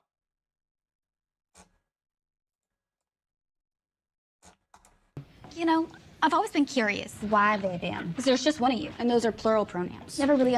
Bro, this dude, if this is a dude or a chick, I don't know. I can't tell. It's hard to say, and that's sad in this day and age. But this chick is hot. Hot, hot, hot. Holy hot hell. And I cannot believe, like, here's the thing, right? If you could get into the woman's dorm, the girl's dorm, or a sorority by just saying you're a girl, do you know how many high school dudes graduate high school and be like, yeah, I'm going to say that when I go to college. I'm going to do that. Abso-fucking-lutely. Like, bro. Understood the hoopla of pronouns. My name's Ainsley, and I just can't really come up with a reason why you would address me in third person in a conversation that I'm a part of. So if you do, I'm probably not there. So I wouldn't really know what pronouns they would. Yeah, they would. Yeah. So why would it matter? You smell like the beach. I think it's because I use coconut oil as a moisturizer. Of all the oils, it penetrates the deepest. Would appreciate if you didn't use that word. Coconut? Penetrate. Triggering. It insinuates the patriarchal power of the phallus. Oh my God! Oh! Oh my God! Oh my God! I don't even. I can't.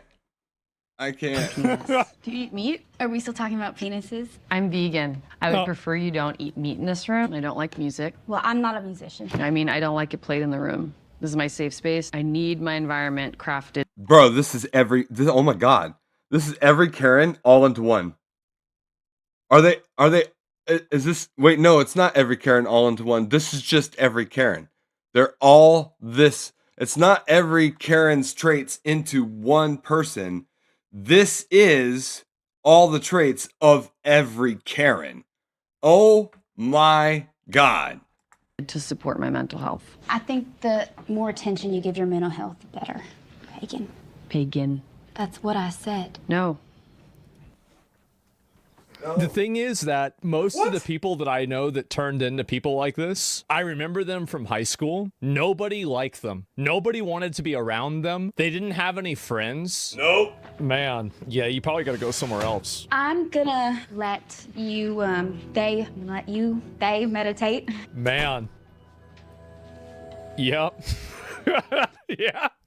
Nobody She's in wants for a to. big They're one. emotionally draining. Well, I think that what's very interesting about it, how like just obviously selfish these people are too. About how like, okay, you have this nasty, smelly ferret in the room, but the other person can't use air freshener to make the room not smell like your nasty, smelly ferret. Like they're so inclusive, and like really, it's just selfishness. That's what it is. Crazy, unbearable people. Yeah, they're so fucking obnoxious, man.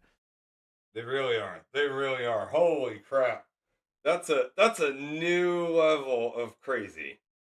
I don't even know what to say about that, you guys, but link will be in the description below. Let's get into the chat. And for the VOD Squad on YouTube, like, subscribe, comment down below, and we'll see you on the next one. All right, boys. On this episode,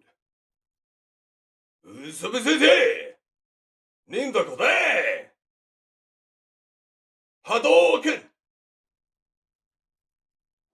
All right. Okay, so this I cannot wait. This is Jimmy Carr. He's hilarious. One of the funniest dudes that I've seen in recent days. And so I'm going to just react to this because I know it's going to be funny. What's up, VOD Squad on YouTube? Got another react. Jimmy Carr, when Dane asked if they should sell Greenland. Like and subscribe, comment down below. Let me know what you think of the video, and the link will be in the description for the original.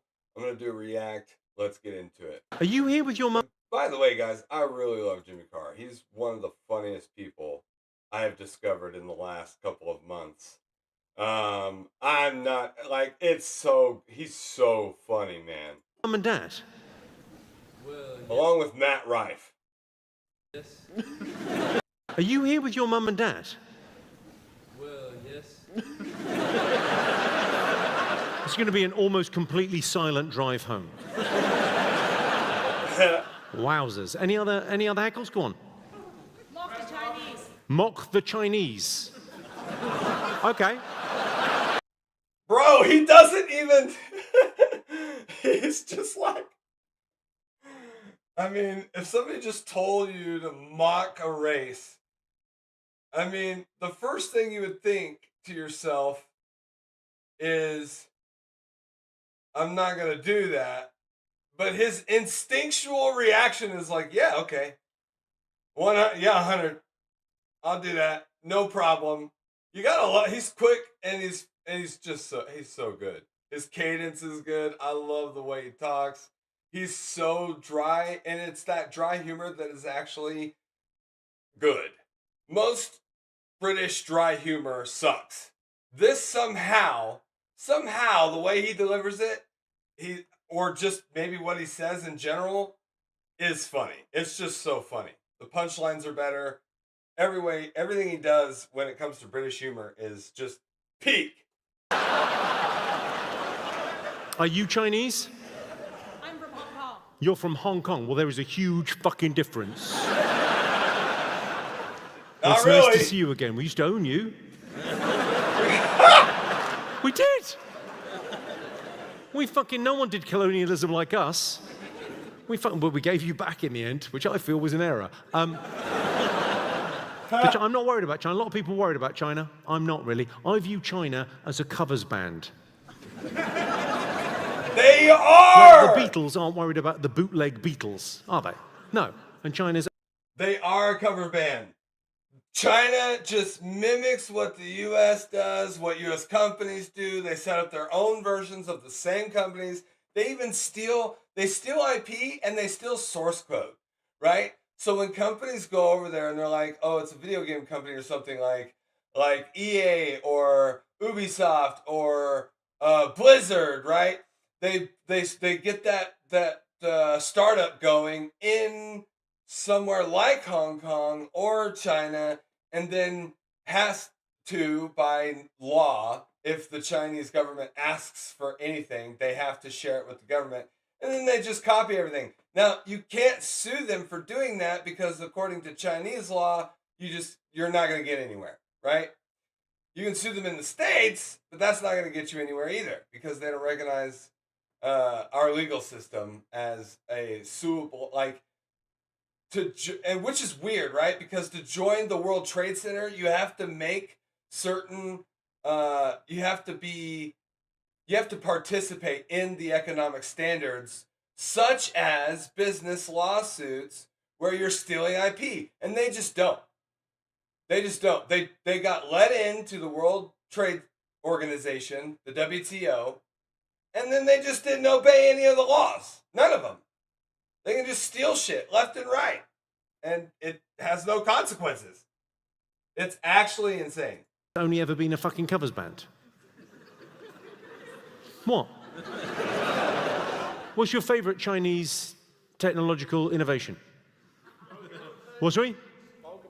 Pokemon. Oh my God!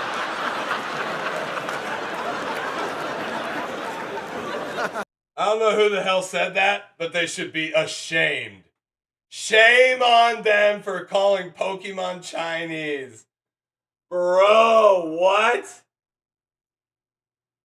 It's been revealed that a Naruto animation project is being outsourced to China. I would not doubt it. I would not doubt it. But they definitely didn't make Pokemon. Where's Pokemon from? Is it Korea or Japan? It's from Japan. Yeah, it's from Japan. You're saying same. No! Same.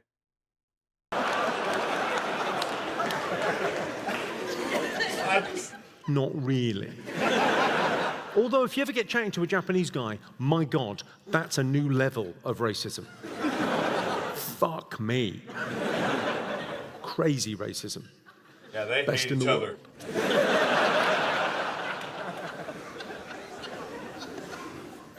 So what are you doing here? What happened? Why'd you leave Hong Kong? I've not really kept up with the news. I'm joking, you're fucked. Yeah, true, bro. What's he? Interracial marriages. What do you need my blessing? Fucking yeah. Have some. Nature loves diversity. Always very good-looking kids. Where are you from? You notice that he says, yeah, but the last were pretty mild. It would have been funnier if he'd have just said, no. Like, just because it would have been funnier. Right then. When she asked and he clarified, he should have been like, nah. It just would have been funnier, I think. Where's the couple from? But he's still funny. You're from Egypt? Denmark. Egypt and Denmark. Okay. Good. Okay, so one lives in the Egyptian desert and one lives in the glaciers of Denmark. Sir, she just wants the passport, mate. Oh my God, dude. Oh my God, true. Have you been to Egypt? It's in fucking ruins. Sorry, what are you saying, love? Because you stole all of it. Because we stole all of it? Yeah. Yeah. Fucking yeah. No, we just run the south where the oil is. Go on, what are you saying? I already got my passport. You already got your passport? Well, you can fucking leave him now. Oh my God, you can leave him now. What, sorry? I wonder if that was Ilhan Omar. No, because not her brother. What, the lady doth protest too much? It's very nice to have you here. I don't fucking know what you want. Do you have any jokes on Afghanistan? Do I have any jokes about Afghanistan? Yeah. I got in trouble for a joke. I got cancelled over a joke about Afghanistan. So this was years ago when we were in Helmand Province. The British Army, I mean, the Americans were everywhere in Afghanistan. The British Army were holding Helmand Province. And every day, improvised devices, roadside devices, were blowing soldiers up, right? So guys were getting their legs blown off. But the tourniquets and the medical kits, people that would have died. Yeah, that's terrorism. In the Second World War were now surviving, but horrific injuries, arms and legs blown to smithereens. And all I said was, it's terrible what's happening to our young men, but we are going to fucking rule at the Paralympics.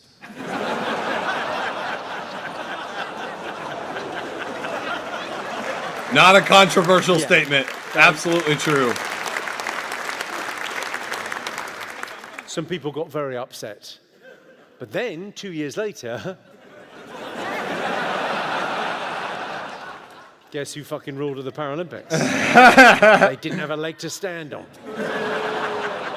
Oh, damn. Should you sell it? Well, you've got the alternative is they take it. So, yes. I mean, no offense to your fine military. Okay, why don't we just have a quick game? We're just going to ask a question. Hands up, who has a military where they can't even afford blanks, they've just got to say bang? What? Yeah, it's you, isn't it? It's fucking you. Bang. Bang. Yeah, Greenland's got. Well, you sold them the American Virgin Islands, right? Yeah. You sold them that, and what'd you get for that? How much? 25 million. For the British Virgin Islands. Okay. For the Virgin Islands.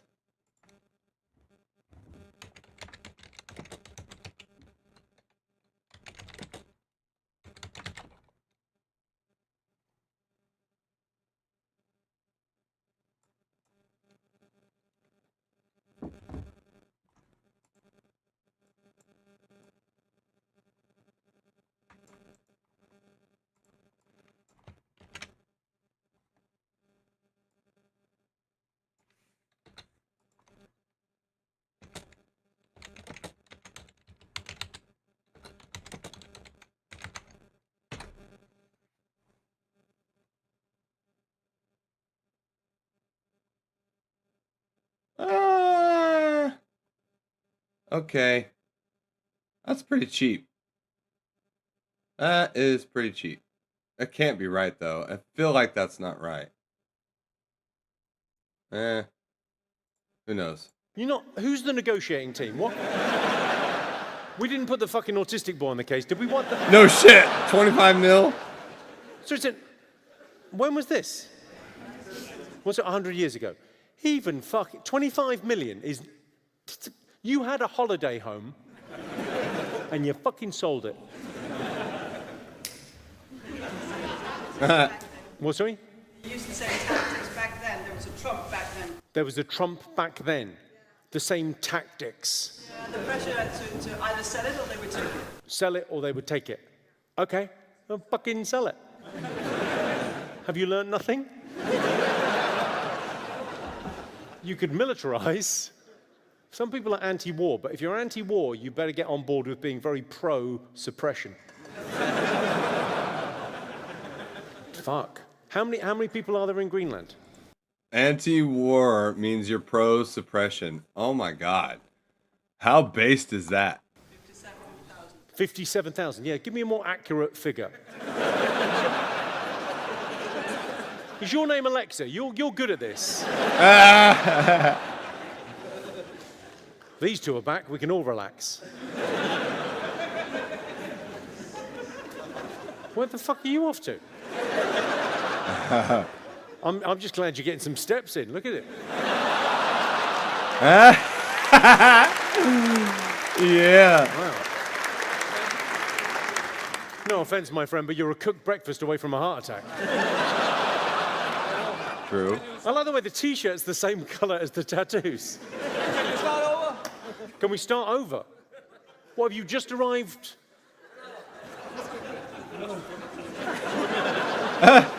Did you go for a piss, or have you literally just arrived?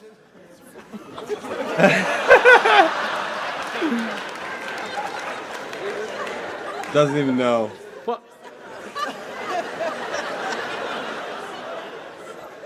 What?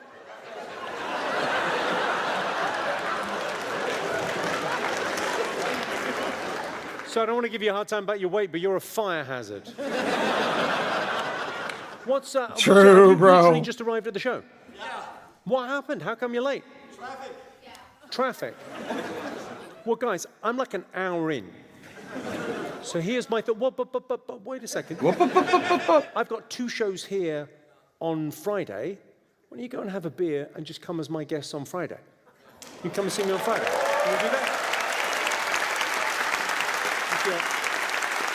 That's cool. I mean, what a guy, right? He's pretty dope. I like this guy. I mean, that was pretty charitable of him. It's not the milk of human kindness. It's fucking easy for me. Oh, well, true. Do you want to do that? You can. Yeah, well, okay. Well, look, if you could put them in touch with Barang, my promoter, he'll grab them outside. Yeah, so if you guys go, we'll get your beer out there now. Buy these guys a beer if we've got a bar, and we'll come back Friday. Be my pleasure. That's cool.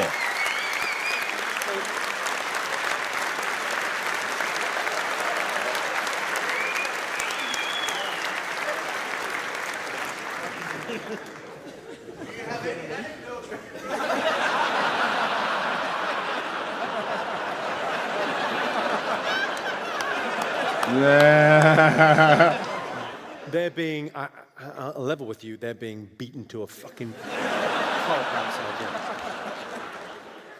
Hello, Jimmy. Our entire friend group hates my best mate's girlfriend, myself included. There's a reason. How do I tell him that she is a cunt? It's been 2 years, and I'm praying for them to end it. Well, no time like the present. Where's this person? What are you doing now? Where are you? Hi? Hi? So are they here? What? What, sorry? You hope they're not here. Okay. And how do you know the guy? He's my best friend. He's your best Okay. friend? And do you want...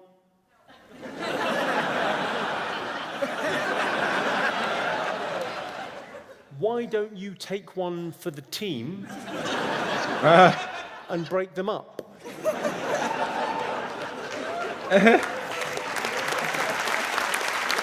Bro. If you want to get rid of a cunt, use your cunt.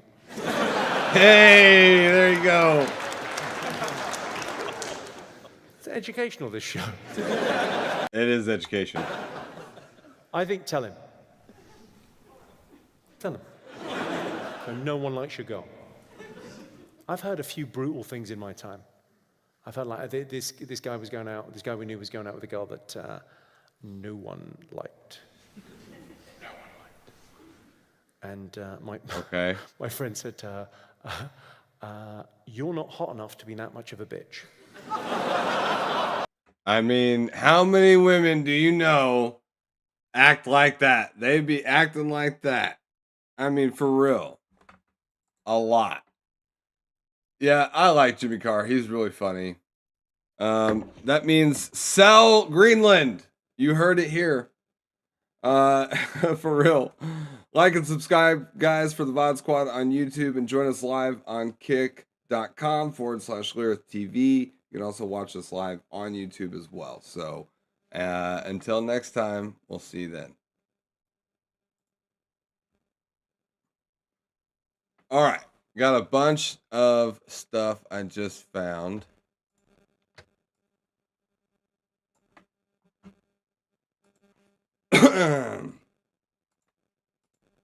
Okay.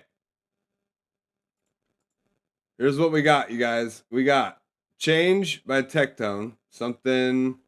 He's got some updates, some news from Tectone, which I do want to know about. But I'm gonna watch that either way. What I need you guys to let me know is, do we do this episode of Lefties Losing It next. Hidden camera experiment exposes anti-ICE protesters. Ooh, that looks good. It's only 11 minutes. Reason why everyone is afraid of the U.S. I love this. This is how badass we are with tanks. And money laundering. What is it, and why do people keep thinking that this mattress firm, it's called the Mattress Firm, it's a store, it's a company. Everybody keeps accusing them or thinks that they are money laundering. And Fat Electrician has an answer for us. And then Pine's new video, I miss when MMOs were fun. Yeah, I haven't seen the techie update either, Sure Tugel. I think we should watch that. We got enough time for 2 of these, maybe 3. So let's just boogie on down and start the tech tone. Hey YouTube VOD Squad, welcome back. We have another react, and this time Techie's got an update for us. Like and subscribe. The link to the original video will be in the description below. So let's get started. What's going on, guys? Today's video is very important to me, and I've been thinking about this for a long time. And one of my favorite things is to maybe motivate you guys to change for the better, just like I believe you all helped me change for the better over the years. Well, that's nice. Change for the better. That you've been watching my content. Understanding where you are now and understanding where you've been is one of the easiest indicators to know where you need to go and where you're currently going. Whether that be your salary. Yeah, the only thing that I knew, like, here's the latest update for me that I got from where Tech Tone has been, okay? And it's crazy because I don't understand what it means, right? It's this. It's from Leaflet's video, and I just assumed, I don't know if this was some kind of he got swatted joke, but he's also been gone from streaming, at least as far as I can tell. And so I was like, man, what's up with him? Right? Like, what's he been doing? Did he really actually get in trouble or something? You know, like, I don't know what the heck, right? So I've been eager to figure that out, just like knowing what's going on with him. Whether that be how much we were making last year. And that isn't enough to fuel your life. If you're not content, if you're not at the mountaintop, you should be thinking where you need to go, what you need to do in order to not stagnate, in order to be successful in this world. It's a lot easier said than done. But being in that mindset is how you will grow. Okay. Over this is a pretty serious video. Span of your all's life, you're going to have one quality that is going to greatly benefit you more than anything else. And that is being able to tell yourself the uncomfortable truths that your subconscious might be fighting. The ability to have an open, honest conversation with yourself is so important. A lot of people like to blame Man, what is he going through right now? And their own problems on somebody else because they can't have a truthful conversation with themselves. Let's say you and a friend stop talking. What's a person's natural instinct to do? Well, they were awful anyways. They were terrible. I was perfect in every single way. If that sounds like you, one, damn, you got unlucky, which is possible. Or 2, you don't have the ability to self-reflect and tell yourself where you fucked up when potentially you did. Techie, talk to us. What is going on, bro? All of your past friendships. What is happening to you? Think about all the people you've ever lost. Was it really them? I mean, he's not in jail. That's clear. Every single time. It's kind of like that red flag when you talk about that girl and they say, all of my exes were toxic. Did he do something? Like, because I don't know about that one. The odds of that are just so unlikely. And it's either 1, you got ridiculously unlucky, didn't happen. 2, you're a liar, or 3, man, you're just retarded and you don't know how to pick them. Sure. Do you know if he's like, when you and let did me he get in tell the boys out trouble? there, when you go into a Because I know he gets banned from Twitch a lot because fucking, you know, they hate him. new relationship, you need to make sure that you don't say that all of your exes were terrible. And let me tell you why that is. Because if the person that you're now going to date realizes the bar is that low for how they have to act and you will accept them because they know you've only been treated like shit in the past, they're not even going to have to fucking try. So make sure you keep that bar high, Kings, to make sure that the person that you're dating next realizes, well, shit, they cook, they clean, they do it. Rather than, oh, yeah, I used to wake up every day to 4 daily beatings. Oh, okay, great. So I can just sit on my ass all day, and as long as I cook them maybe an egg or 2, we'll be fine. Yeah, keep that bar high, Kings, okay? Guys and gals. I think, like 12% women watch my channel? I don't know why. Maybe it's my pure sexual energy. It's probably that. Anyways, one of the reasons why I watch this video is because I was watching a lot of my peers. I'm not going to say which peers. At least he's honest. But the peers who I have seen that have grown and the peers that I have seen that have stagnated, same content, same jokes, same delivery, and their channels are going down, down, down, down, down, and they think, I don't know why this is happening. It worked 4 years ago. Why isn't it working now? Because the whole world is growing and you're not. That's pretty much it. You got comfortable. You think that he probably saw something else happen and is low-key reacting to it. That could be. I know that he was, there's like a period of time where he was talking about legal stuff that he was going to get involved and now with. You're fucked. You're like, he's that. What worked all the way back then, you're still doing. That tends to be how he ends up making content. You're not. Yeah, but he hasn't been like, has he been live lately? Flourishing. I'm going to give you an example. I haven't seen him anywhere. Talking about this person you all don't know. I have a friend who's in a job right now making $52,000, but he understands the dead end job. Ah, the Miskiff thing. He's soon going to be taking a job that's going to be paying $39,000, which is lower. That doesn't sound very good. Why is he doing that? Well, job that's going to be paying $30,000, but he understands the dead end. I have a friend who's in a job right now making $52,000, but he understands the dead end job. He's soon going to be taking a job that's going to be paying $39,000, which is lower. That doesn't sound very good. Why is he doing that? Well, because his current job treats him like fucking shit. There's no way to work up any higher. The bosses are idiots.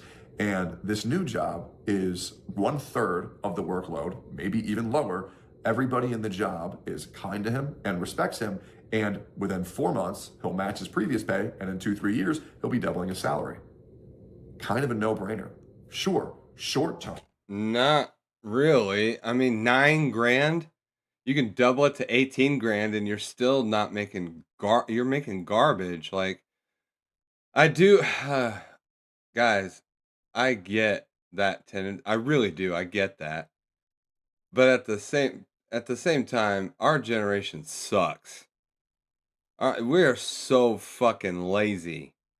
People used to put up with way more bullshit and just did it anyway because they had to take care of themselves and take care of their families, you know, and now there's hardly anybody that has to, like, only half of us even have kids to take care of or a wife or whatever, and it's like, it might. I don't like that.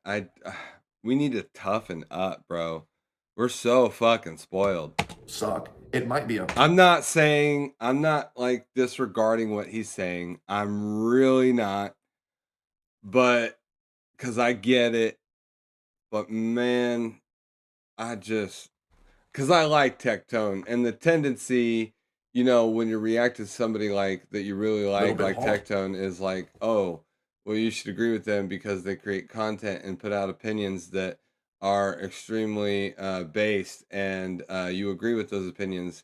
Yeah, that's true, but I don't have to, I mean, not for every single thing, right? For example, and nobody is going to, by the way. No two people agree on every single thing in the world, right?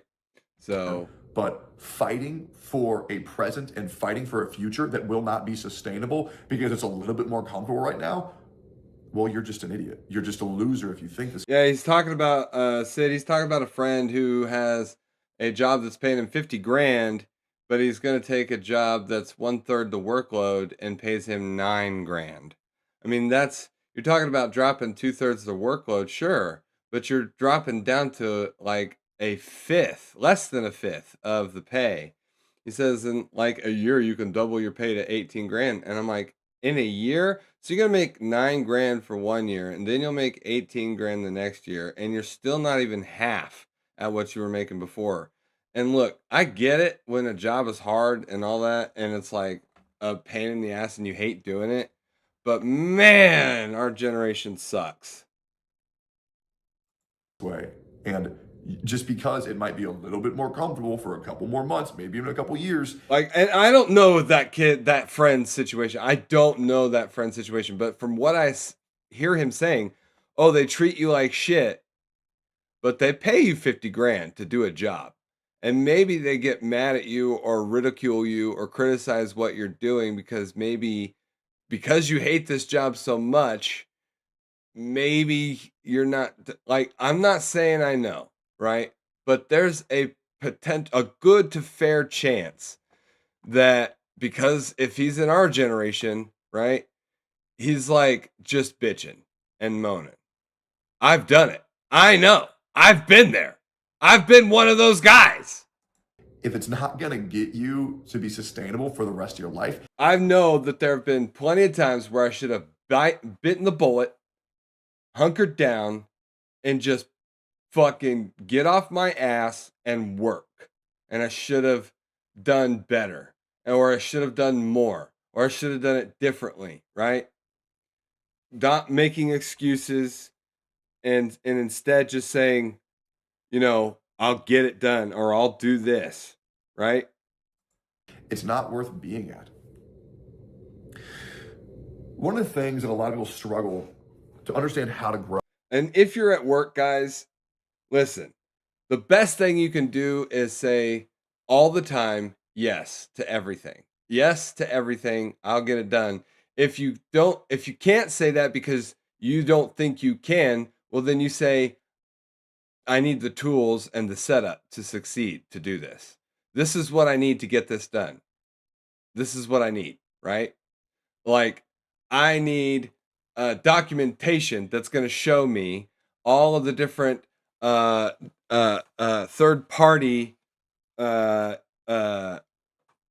third-party warehouses, right, that the company uses to store our product. Because all these warehouses have laptops that are on a 2-year lease. I don't have a way to contact these warehouses, and we've got to get those laptops returned to the vendor so they can send us the new laptops. And if we don't do that, they're going to start charging us out the asshole. I know I missed those computers. That's my bad. I'll take the L. But in order to fix this issue, to fix that problem, and to get all those warehouses to return the laptops, right, to where I work, right, so I can send it back to the vendor, I need that information, how to get a hold of them, who all has them, how many there are, etc. This is the information I need to be able to go out and do that job, right? Whatever it is. So seek always from your boss things you need to succeed. And if you don't know what you need to succeed, like, tell them, well, I'm missing something. I don't know how to go about that. There's no avenue I know of where I can make that successful. So what am I missing? Ask. They will help you succeed. They don't want you to fail. Most of the time, workers, especially bosses, they don't want you to fail because when you do a good job, it makes them look good, right? How to flourish is... This is a serious video. Who you surround yourself with. Now... He's pretty... I wonder what's happening, I haven't right? talked about this at Maybe all. he's just ranting. And 99.9% of people. I think there's 2 people that maybe I have not caught off. And the reason for that is that I really needed to change. I really needed to grow. I really needed to get better. And 1, I didn't want anybody to see how I was. And 2, I didn't want to get comfortable. Shirtugal says, see, if they pay you like shit and treat you like shit, that would make sense. Yeah. If you're not getting paid, like 50 grand, it's not a lot, but it's above the $30,000 like poverty threshold line. You can make rent. The best thing you can do with a 50 grand job is do your damnedest to try to live free, live with your parents, live with somebody, and save that money and buy a house. That's the best fucking thing you can possibly ever do. Okay? Live with a friend, split the rent, whatever you got to do to make it as cheap as possible, even if you hate it, right? Because 50 grand's not, it's enough where you can start saving decent amounts of money within a short period of time and then buy your way out to a nice home. With a lot you of the can people who do make me feel like I was okay with who I am. 2 years. Because I was not depending okay on where you live, right? With who I am. I felt like I was stupid. I felt like I was very... And that's the problem. If you make 50 grand, you're thinking, oh, I can afford this amount per month for rent. So you do. But then you'll never get out of that, right? You'll never get out of that apartment. I felt like I was retarded. I'm just going to be straight up. And I really needed to grow. And live beneath your means. 6 months. Yeah, it's almost been half a year. I have done so much studying. I have done so much training. I have done so much self-reflecting because the world, and I feel very good about that. But if I chose the comfy route to be there with all of the people who offered to comfort me in a darker time of my life, I don't believe I would have grown that much. And I look forward to reconnecting with all of those people. And by the way, if you ever shot me a DM, if you ever offered to hang out, if you ever said forward to read, you guys know, if you're my friend, you know that we're fucking friends, right? There's a man who I want to be, and I really wanted to laser in and be that person. But I didn't want to be comfortable. I had another friend, still have this other friend, but there was a period of his life that I wanted to challenge him on. And he was always wondering why. And yeah, whatever he's going through, it must be deep. Know who he's you been are in deep thought, deep think. You watch my videos. There's a person in this life that I love so fucking much. I do. I love this guy so fucking much. But this guy was Asmongold. And he knows he was a complete fucking loser. And there was a conversation where he finally realized that he was a fucking loser. And I said, well, to be honest, it's partially your fault, but not really. Maybe it's not Asmongold. I don't know. Really, this is a huge summarization. But or maybe it was like when he needed to clean his house or something. This guy would surround himself in the most comfortable way possible, hanging out on Discord with other unemployed motherfuckers. Oh, okay. Who said, oh, yeah, it's nobody worry. we know. I don't work a job either. I make no money either. It's fine. Let's play League of Legends all fucking day. When you surround yourself with people who do not challenge you, when you surround yourself with people who reinforce your negative habits, you are fucking up your life. You are fucking up your life. Listen, I love going into Discord. I mean, true. Talking to all these kind people who are just chill. They're there all day. But you got to realize, please don't sue me. It said 20% battery left because I'm one of those dickheads who never charges their phone properly. Anyways, you need to be very critical of the people who you surround yourself with. The people who you surround yourself with should be people where you want to be like them. You want to be where they're at.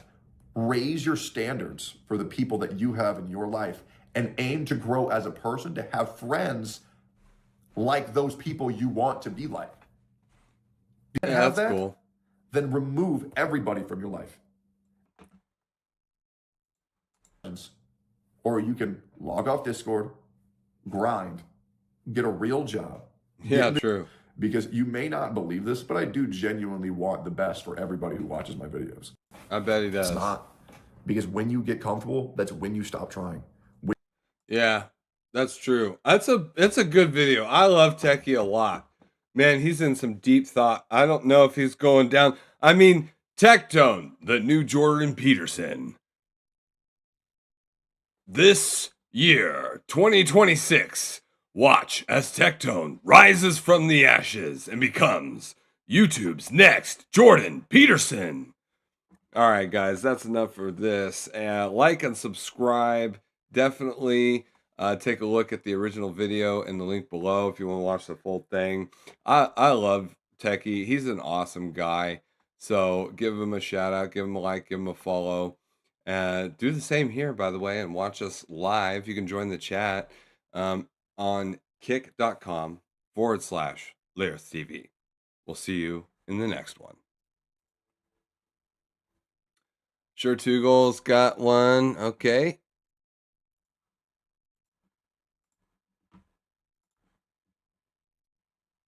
Uh-oh. Would you watch a whole season? Amelia, The Last Rose of Albion. Season 1 opening. Song name, Union in the Mist.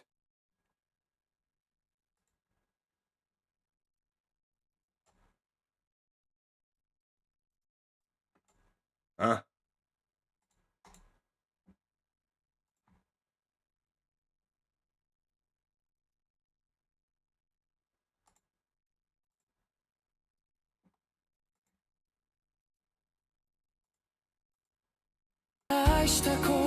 Oh my god, that's so weird.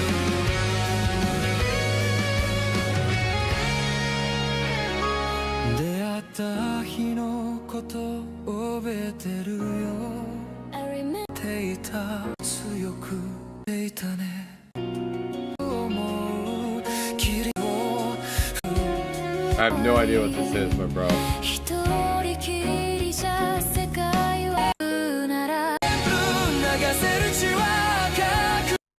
I love Leaflet, but I have no idea what this is even at. I don't even know what this is supposed to be. Angel Sword? I've never heard of the anime. Is this a real anime? It's Amelia. Last Rose of Albion.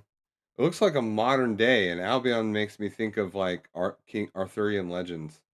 Oh shit. Oh.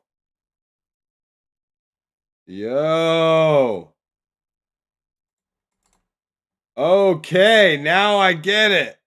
That's why.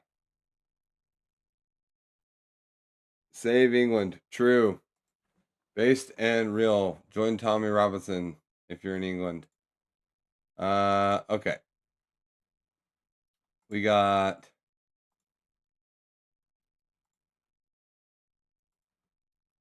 enough time for both of these, I think. So let's set it up for another react.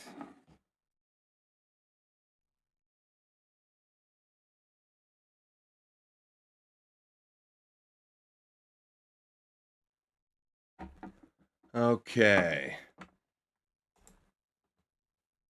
Hey, VOD Squad on YouTube, leave a like and sub, leave a comment below because we have another react with the Fat Electrician.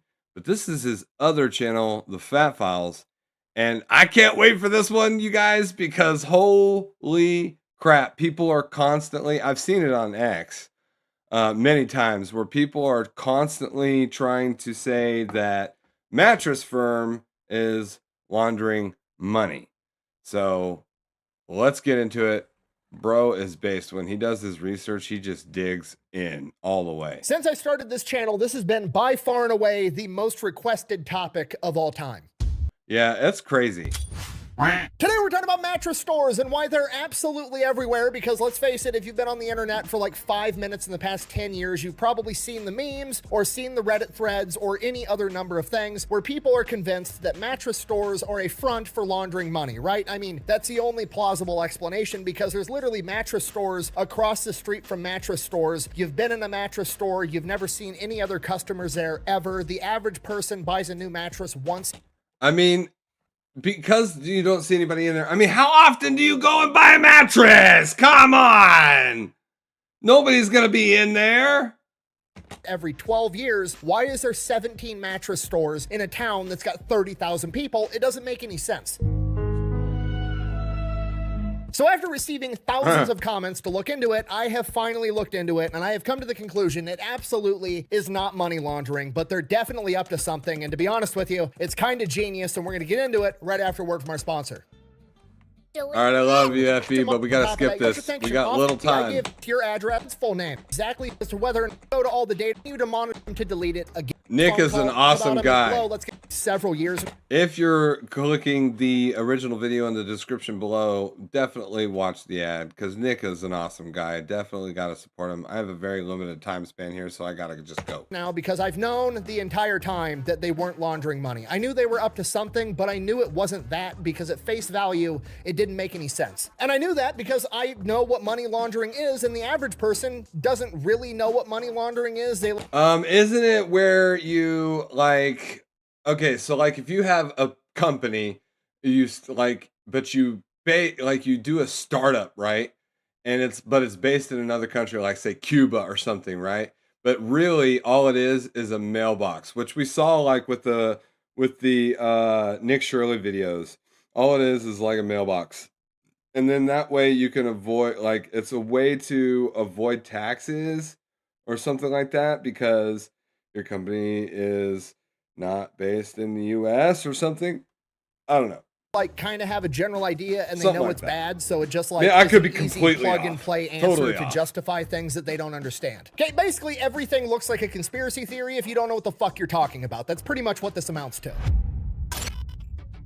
Okay, so let's know what we're talking about. What is It's money not that? laundering? Okay. Money laundering, Here we like go. cleaning, like doing laundry. Basically, you're taking dirty money and you're making it clean. Dirty money, obviously Okay. referring to money that you've acquired through illegal means, like prostitution or selling illegal drugs. Clean money Okay, so you make dirty money through illegal means, and then you turn it into clean money by, you buy something with it, then sell that thing or something like that. Okay. referring to like honest, hard-earned money that you got from your W-2 paying job. For the rest of my money. And look at the piece Uncle Sam getting. With that much money, y'all at least take me out to dinner and tell me I'm pretty. So simply put, money laundering is just basically taking money that you've acquired through illegal means and making it appear as though you earned it legally in the eyes of the government. Why is that important? Well, because hypothetically speaking, let's say that you're a drug dealer and you make $10 million a year selling illegal drugs. You now have $10 million in cash and you can't really do anything with it. You can't put it in the bank. You can't go buy a house. You can't go buy that Ferrari or that Lamborghini you wanted, because the second you start spending millions of dollars a year, the IRS is going to pop up and be like,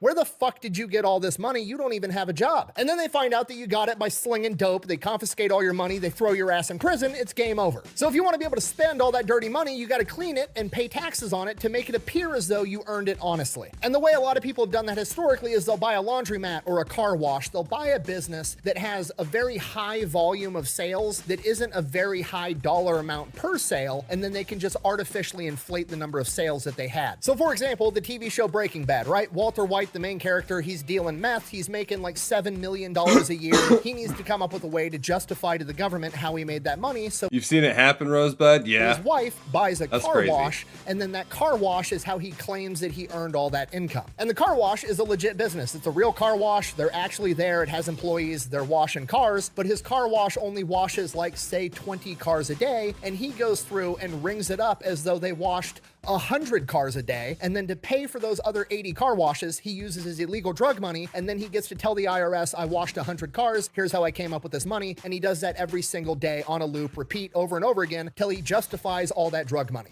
I gotta do it, man. And this is pretty much how I knew that all these mattress stores weren't being used for laundering money, because it doesn't Wait, which means that's how he learned what money laundering was in the first place, though, it's through Breaking Bad. Like...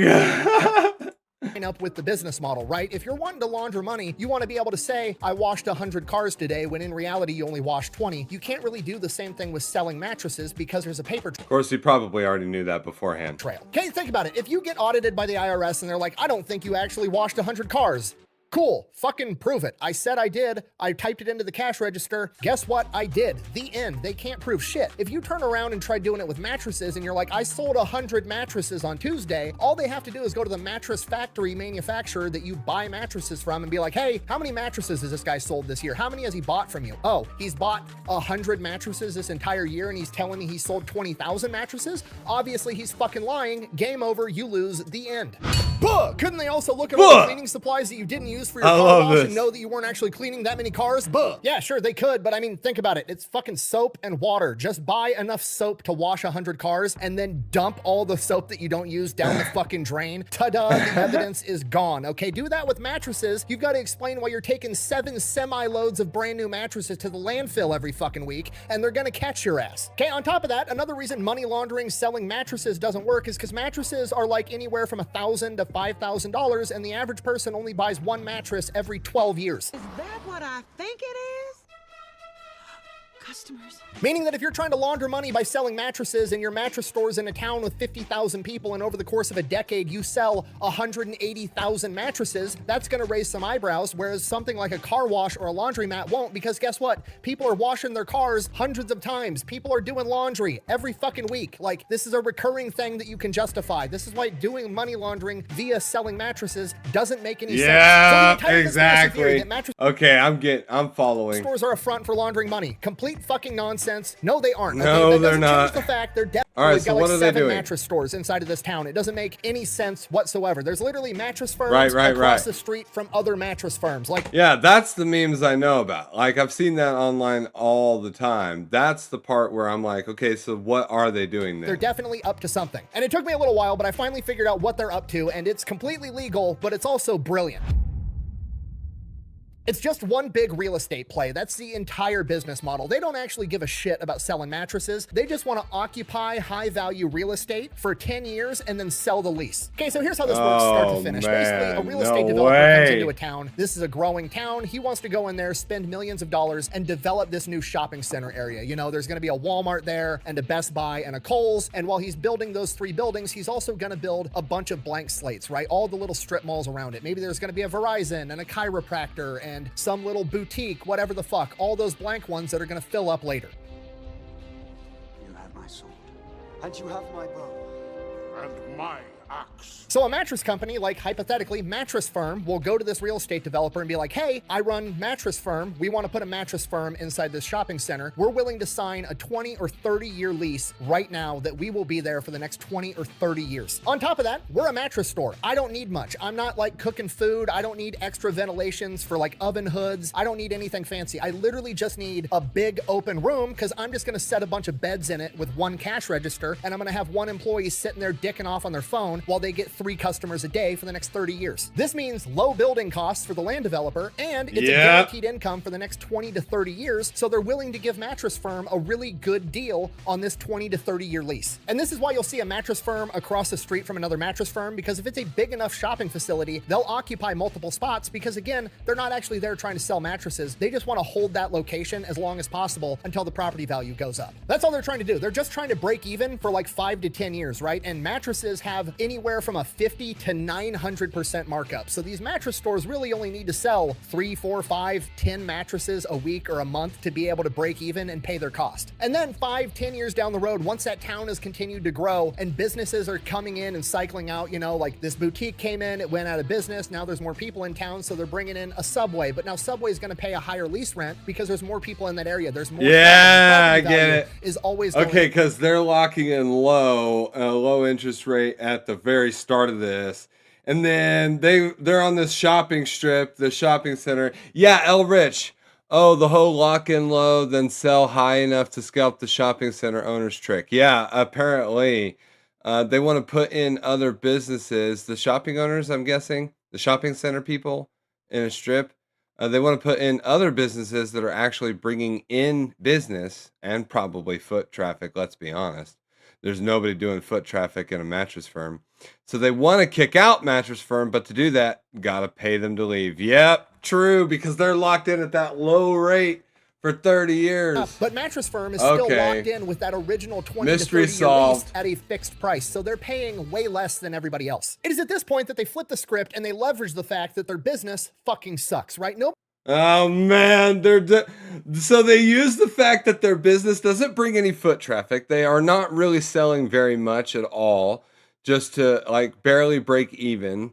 And then they're like, yeah, it's not making us a whole lot of money, which means it's not making you a whole lot of money. But we're not leaving until you pay us for the building because we own it. We paid a 30-year lease on it for this low interest rate. So if you want us to leave, you're going to have to buy us out of it. Bro, that's genius. I love this. Okay. Absolutely. I think I got the gist of this one. Guys, like, subscribe, give the original video a look if you want to watch the full thing. I'll leave the link in the description below. Like, subscribe to this channel, and join us live. kick.com/LarethTV. See you on the next one. That was good. That was really good. That's hilarious. All right, guys, are you ready? It's time. It's time for Lefties Losing It. On the last episode of Lefties Losing It, people riot and protest in the streets against ICE. ICE taking illegal criminals, drug traffickers, murderers, rapists, and actually deporting them because we don't want them here. But the leftists get in the streets. They dig in deep and they throw bricks, try to run ICE officers over, and are constantly bitching about the fascist regime that they apparently live under because Trump is the president. Well, on this episode of Lefties Losing It, we're going to learn just how crazy the left can really get. Find out what happens next to the losers on this episode of Lareth TV.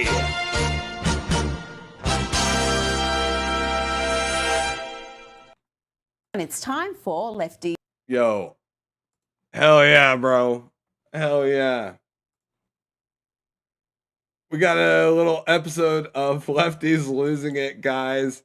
This I can't wait to see because we had a whole bunch of crazy shit that's been going on in the news lately.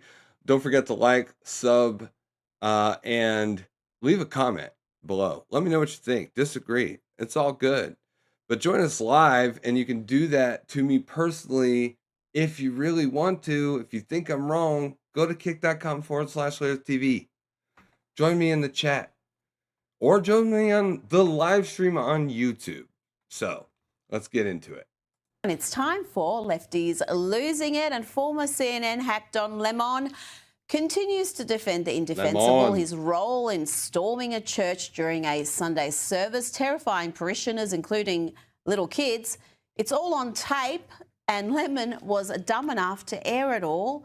So despite his denials, we know he was aware of what these crazed activists had planned, and he was on board with every bit of that lunacy. Oh, and this boy. clown is such an attention seeker that he is now trying to manufacture a ongoing feud with superstar Nicki Minaj after she called him out for his part in storming a church. Yo, Nicki Minaj has been based He's lately. hit back with this ugly diatribe. Nicki Minaj, stop talking about for which you know nothing about. This is out of your... You're the one who doesn't know anything, bro. Out of your depth, by the way, and you are a homophobic bigot. You don't care about African... Oh my God. What a loser. L, guys. L in the chat for Don freaking Dumb Lemon. Americans, and you're not an African... Get a life. What? Oh my people.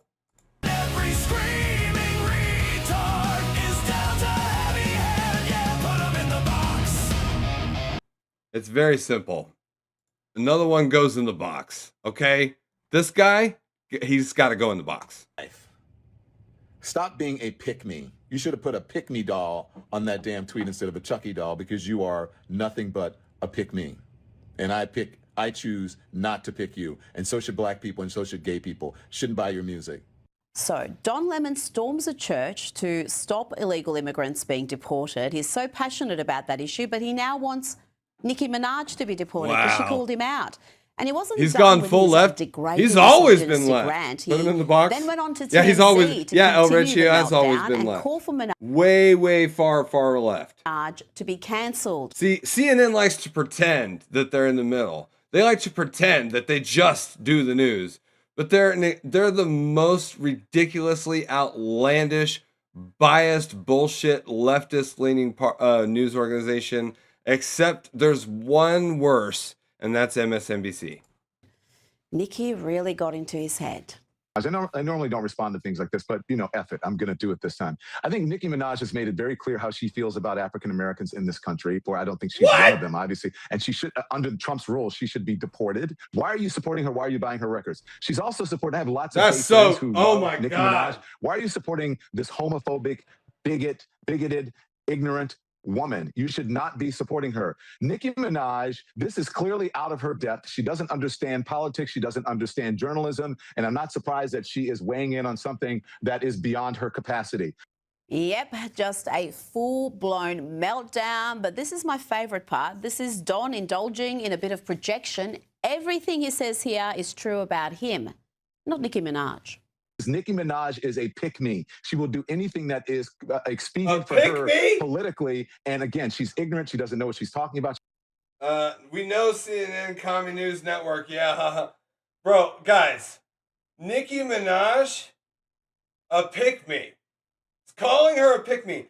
As if Nicki Minaj, she is hot, by the way, has a need to somehow be a pick-me. To like, what? Get guys to like her? What, are you fucking insane? Are you stupid? She's insanely rich, extremely successful, extremely talented, insanely hot. Pick-me's are people who need to be a pick-me just to get a date. How the hell can Nicki Minaj be? Oh my God. She's always weighing in on things that she doesn't know about. Nicki Minaj should just sit the down. You think he'd be done now, but no, he's not even close. Don Lemon really scraped the bottom of the barrel by talking to the most demented, bile-filled woman in America, Jennifer Welch, who joined in the attack. And of course, as she always does, she played the race card. Now, Nicki Minaj is apparently a white supremacist. This breed, this sect of Christianity, the white nationalist form of Christianity that I... Whoa, no way. No way. Oh my God. Okay, guys. Just for those of you who don't know, okay?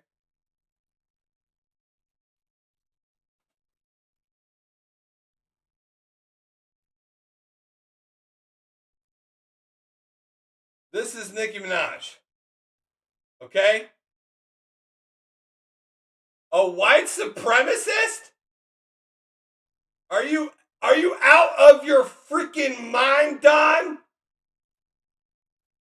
Oh my God. I guess now Nicki Minaj attaches herself to. I'm like, good luck with that, sis. At the end of the day, you're still black. They weaponize it, and then, oh my God, I'm a victim. But she's a white my supremacist. Christianity, and that's what Nicki Minaj just did right there. And I have news for Nicki Minaj. You think these white nationalists are going to accept you and your WAP? We do, and we love her. Wait, these people are serious about their racism, Miss Minaj. You know what's racist, Jennifer? The bigotry. The difference is nobody is actually a white nationalist other than like Nick Fuentes. That sees an affluent white woman telling a black woman what she can believe and who she can support. And as for WAP, W-A-P, that wasn't Nicki Minaj. That was Cardi B and Megan Thee Stallion, you know, the two who were campaigning for Kamala Harris. But I guess all black women look the same to Jennifer Welch. Now, that's racist. Let's have a look at Jennifer Welch's target audience. Angry, irrational, hate-filled white women who think they can get away with assaulting officers. Though this next story has a happy ending. Bitch, are you ice garbage? Mom, let's go. Mom, who are you? What's your name? Are you ice? What? Oh, you don't want me to take a picture of your face? Is that because you're ice?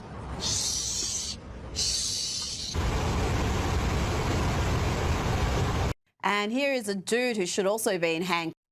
You guys. You think he'd be done now? Picture of your face? Is that because you're ice? Do not. He's just inside. That's insane. That's insane. Sorry about that. I clicked the wrong spot. Oh my God. I just don't know what to say anymore, you know? That's crazy. I do know what to say, actually. I do.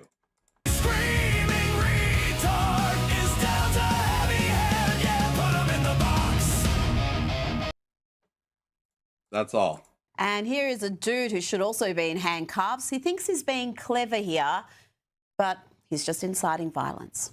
Please do not protest by taking wet newspaper and sticking it to their windshields in the cold weather. Also, do not protest by mixing rust and the powder from an Etch-a-Sketch and finding a magnesium sparkler and lighting it over an engine block. Please do not protest that way. Air let out of tires, terrible protest method. Water balloons filled with dog, terrible protest method. Now let's have a dose of celebrity Wow. idiocy. Here is actor and Zoran Mamdani fanboy Mandy Patinkin. I mean,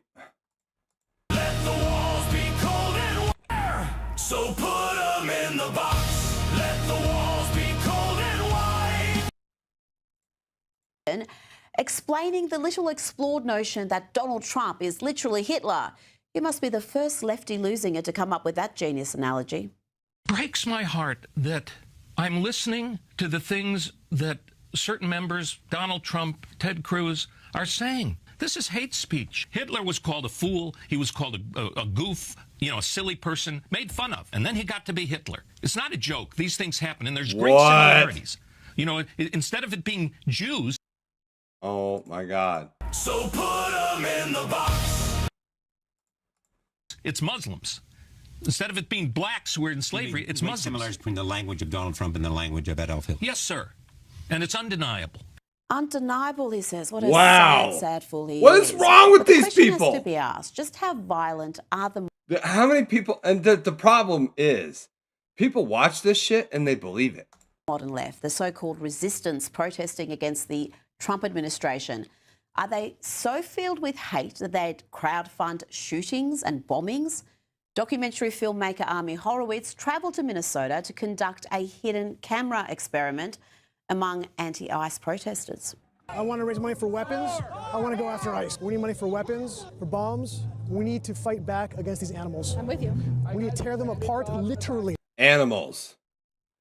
Yeah. So a guy that wants to arrest illegal alien criminals that are raping, murdering, pillaging, stealing, whatever crime they've committed, and wants to provide for his family, is just doing his job. He's an animal, guys. Not figuratively. Do you want me to get off live while you talk about this? Yes. Guns, explosives. That's the kind of language they understand. Yeah. And that's what we need to do. If you feel me. Yeah, I had to raise that. Oh my. He said what? Live while you talk about this? Yes. Guns, explosives. Guns, explosives. That's the kind of language they understand. Yeah. And that's what we need to do. If you That's the kind of language they understand, and that's what we need to do. Oh.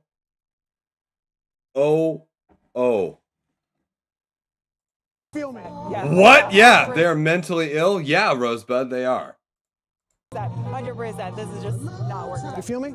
I feel you. And that takes weapons, and that takes explosives, and that takes. And that takes weapons, and that takes explosives. You know what I mean? Yes. Okay, it's a GoFundMe. That's how it's money. It's a GoFundMe. We gotta fucking kill these motherfuckers. You know what I'm saying? Yeah. We need to go after these people. Yeah, absolutely. We need to hurt them. We need to kill them. I think we have to start killing people, frankly. Oh! Oh!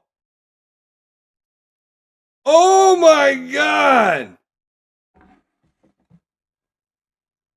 Yeah, hell no. Oh no. What? You guys are hearing this, right? Right. We need to hurt them. We need to kill them. I think we have to. We have to hurt them. We have to kill them. Yeah, absolutely. We need to hurt them. We need to kill them. I think we have to start killing people, frankly. Right. I think that's the only way for us to get the message across because, let's be honest, saying F you, they don't give a Oh my God. Oh my God. Exactly. They're just like, look at these guys wasting their time again. I know what you mean. Okay. It's easy to get these lunatics to agree that violence and killing is the only way, but would any of them be willing to donate money to fund acts of violence, acts of murder? Let's see. I mean, I'm kind of a broke college student, but like I'll donate like 10, 20 bucks. Not very much. I'm a student. Maybe like 50 bucks. 15 bucks? Maybe like $50 currently. Yeah. Bless you. Bless you. Oh my God, you guys, this is making me dizzy. I'm so angry. I'm so angry. This is evil. They're evil. This is pure evil. What the? He's undercover, not one of them? Do you, like, an agitator? Is he, like, undercover how? Like, he can't, like, he's obviously, like, an agitator. He's obviously an instigator. He's obviously trying to incite violence. That is set in stone. That is set in stone. But who does he fucking work for? Because there's no way you're doing this kind of bullshit. There's no way you're saying this without somebody trying to back you somehow, like protect you. Unless he's just that stupid. There's no way you're that stupid. There's no way. Thank you so much. Yeah, thank you for being out here too. Take care. I appreciate it. Oh my God. Peace and love. Peace and love. Peace and love. Do you think he's is he a Chinese agent? Right? Because only thing I could think of, right, is that he is either being paid and an agent of like the far left in some kind of crazy Antifa org, something like that, which I don't doubt him being part of Antifa or something, or if he is actually straight up like a Chinese employee. Like he's on their payroll as a spy, like as an agent, as a covert operative. Take care. Peace and love indeed. And he's not very smart about he's not very covert. Hey, let's bring in documentary filmmaker and commentator Army Horowitz. Army, your violent rhetoric and plot to commit violence against ICE agents, it seemed to be terribly popular. Did you have any pushback? By the way, did you notice that one guy goes, "I love you, man"? He was so taken. He was so excited by it. His emotion just came out. By the way, I also want to point out that if you notice, each one was like, "I'm a broke college student." One person was like, "My husband just got laid off." Oh, Sid, you got it. Okay, I was way out of. Holy shit. Okay. I see what you're saying. He's an undercover agent for Sky News. Yes, now I get it. Bro, I was about to be like, FBI needs to just, like, straight up tackle this guy to the ground, put his ass in prison, and throw away the key forever. Or capital punishment for treason or something, right? Like, holy, I'm so, but he's proving a point. They are all on board with it. That's the thing. But I'll drop 50 on you, okay? A 50 burger. Yeah, they were excited to do it. And to answer your question, that's his point, is like, it only takes, like, and imagine, the goal here is to illustrate one thing. Do you really think that there aren't people out there saying exactly this, doing exactly this? Because I guarantee you there are, and everybody out there was agreeing with it. Anybody say no? No, not a single person said no. I want to point something out also, is that I was only there for 30 minutes because my security team noticed that they had recognized me after 30 minutes and that things were about to go. Sid, why didn't you save me, bro? I was like, go down. So I had to hightail out of there. I feel so stupid. So I raised nearly $200. Did you get that, Rosebud? This is the guy that was saying all that stuff, but he's actually undercover for the Sky News Network, and he doesn't actually believe any of those things. He wasn't actually trying to do that for anything for real. He was proving a point that the rioters, though, are on board with it. $100 in less than 30 minutes from these people. Peace and love, right? You feel me? You feel me? I mean, this was look. When I do these experiments, when I'm sitting on my couch and I'm smoking a cigar and having some scotch, and I come up with this idea, I often go, nah, There's no way, right? There's no way that they will give me money to. I was very clear about the use of proceeds, Rita. I wasn't hiding it. I was saying I want to buy guns and explosives because I want to kill ICE officers. There's no nuance to what I was saying. Right. It was very, very, very clear. Right. Yeah, this is the kind of people that we're dealing with. Violence is their currency. This is how, look, when I shoot in New York, frankly, I don't have a security team. But when I go to Minneapolis in particular, Seattle, Portland, those 3 cities in particular, if you don't have security, you're taking your life in your own hands. Just the day after I shot that, they grabbed the same place that I was shooting. They grabbed another conservative YouTuber. They dragged him, beat him, and stabbed him. There's no police presence. ICE are the only people out there. And they are actually quite calm. The only time they get involved is when they start approaching ICE officers and impeding them from coming out. This is what we're dealing with, okay? And, also, look, I want to be clear. They're also not, look, I'm in support of ICE, right? You know that, 100%. I think there's also kind of an optics problem that we have, okay? And I think it's something we need to fix. Part of what I was doing here was to show that it's difficult for ICE to deal with these people because they are, in fact, violent. But I also think, on the other hand, there's a way to deal with this. The numbers are not good for President Trump. And I think it's because, not that I support everything ICE has done, but there's an optics issue.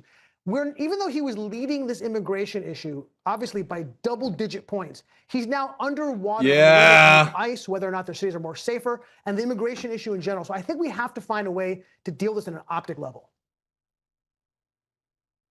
Man, holy crap, you guys! All right, that I looked like an idiot. I'm so glad that I was corrected there. I get it now. Well. Make fun of me in the comments below, guys, for being a complete retard and not understanding what was happening there. But you see his point. He illustrated it completely clearly. They're on board with just totally killing people, American citizens. ICE officers are American citizens. So, yeah, like, subscribe, give me a comment below if you want to rant and rave and tear me apart in the comments for being an idiot. I'd appreciate it. And watch us live. Join the chat. Kick.com/LaReaTV. We'll see you on the next one. All right, I'm liking the speed of these. What do you think, guys? By the way, seriously, what I also would say is that many of the most viral stories of the past couple of weeks have turned out to be, at best, partially true. But most so we want to try people based on reality, based on the truth, based on context. We got something here. Asmongold's reacting. It's a viral social media story that turned out to be half false. Wow. About the roundtable, I presume that happened. Did you invite anybody with an opposing point of view to get an idea of why people are upset here? An opposing point of view. I believe our chief of staff spoke to the governor and has been in constant contact with his staff over the past week.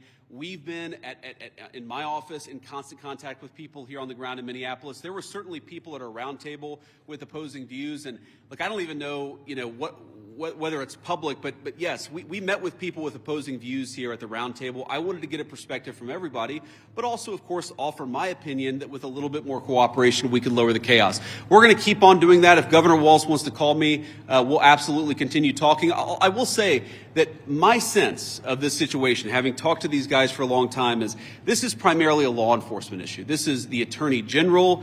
This is the local mayor. This is all of the organs of local and state law enforcement. That's who we focus on, but we've certainly been in communication with the governor and his office as well. Vice President. Yeah. So local law enforcement obviously hasn't been really helping out with the agents who've been assaulted repeatedly.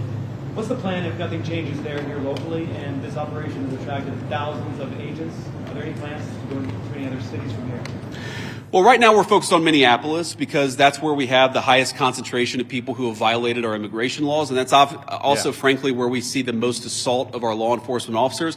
I mean, our plan is very simple. If you assault a federal law enforcement officer, we are going to do everything that we can to put you in prison. It's very simple. And most of these protesters, as much as I may disagree with their politics, most of them have been peaceful, but a lot of them have not been peaceful. And if you go and storm a church, if you go and assault a federal law enforcement officer, we are going to try very hard. We're going to use every resource of the federal government to put you in prison. Respect people's rights. respect people's rights to worship, respect people's rights to do their job without being assaulted. If you follow that basic principle, the Trump administration is going to do everything that we can to protect your rights. But if you go after somebody, if you assault somebody, if you make like Don Lemon when he invaded that church. Raster, we're going to go after you with every single tool that we have. Vice President, that's over with NBC News, sir. Your administration has said repeatedly this is about safety, about making Americans feel safer. So what do you say to people here in Minnesota who say it's the overwhelming presence of ICE officers and federal officers and their tactics that are making them feel less safe? Well, one thing I would say is, first of all, we saw in 2025 the biggest one-year drop in murders in the history of the United States of America. Significant reductions in violent crime. The reason why we have less violent crime is really two reasons. Number one, because we're enforcing the immigration laws and getting very violent criminals out of our country. And number two, because we're enforcing our criminal laws and putting guys who assault and murder behind bars. This is part of a broad effort to make us safe. And the chaos that people are seeing, and I understand there is frustration of the chaos, I'd say that we're doing everything that we can to lower the temperature, and we would like federal and local, state and local. Yeah, well, just put them in the box. So, perceiving it correctly? Are you saying that they're not seeing that it's the tactics or the presence of the officers that are... Look, I'm sure that people are seeing a lot of things that would make any member of our national community feel very upset, but I also think that if you understand this in context, this is the inevitable consequence of a state and local government that have decided that they're not going to cooperate with immigration enforcement at all. In fact, they're going to aggressively not cooperate. So here's a basic illustration of this. If you are an ICE officer and you have to arrest a person who's committed assault and is also an illegal alien, but the state and local officials won't help you identify that person, many of the things that people in Minneapolis are seeing that give them pause, that frustrate them, that worry them, that make them feel like things are too chaotic, many of these things are coming from the fact that there's no cooperation with state and local law enforcement. And I guess what I would tell people, again, many of whom are justifiably concerned and worried about what they're seeing in their communities, is why are we not seeing it anywhere else? We're seeing this level of chaos only in Minneapolis. LA and Chicago, we had some problems there. Pretty much every jurisdiction where these guys are operating, you don't see the same level of chaos. You don't see the same level of violence. You don't see the problems that we're seeing in Minneapolis. Maybe the problem is unique to Minneapolis, and we believe that it is. And it's a lack of cooperation between state and local law enforcement and federal law enforcement. Sir. CNN. ICE has been operating here for years with less pushback than we're seeing right now. And even the St. Paul police chief recently said, is there not a way to find common ground without scaring the hell out of people? I bet it's other places too, but worst in Minneapolis. It's definitely worst in Minneapolis. Everybody knows that. It's so unbelievably, like, I'd be hard pressed to believe that any other place in America is as bad as what's going on with 80,000 Somalis in Minneapolis with the level of fraud. Well, look, I have spoken to some of the people in Minnesota directly. I spoke to some of them today. I've spoke to others in the past. And again, our staff has been in very direct contact with pretty much every official with any influence or any power in Minneapolis. But no, we're not trying to send a political message. We're trying to enforce the law. And unfortunately, what has happened is that as we've enforced the law, there's been this...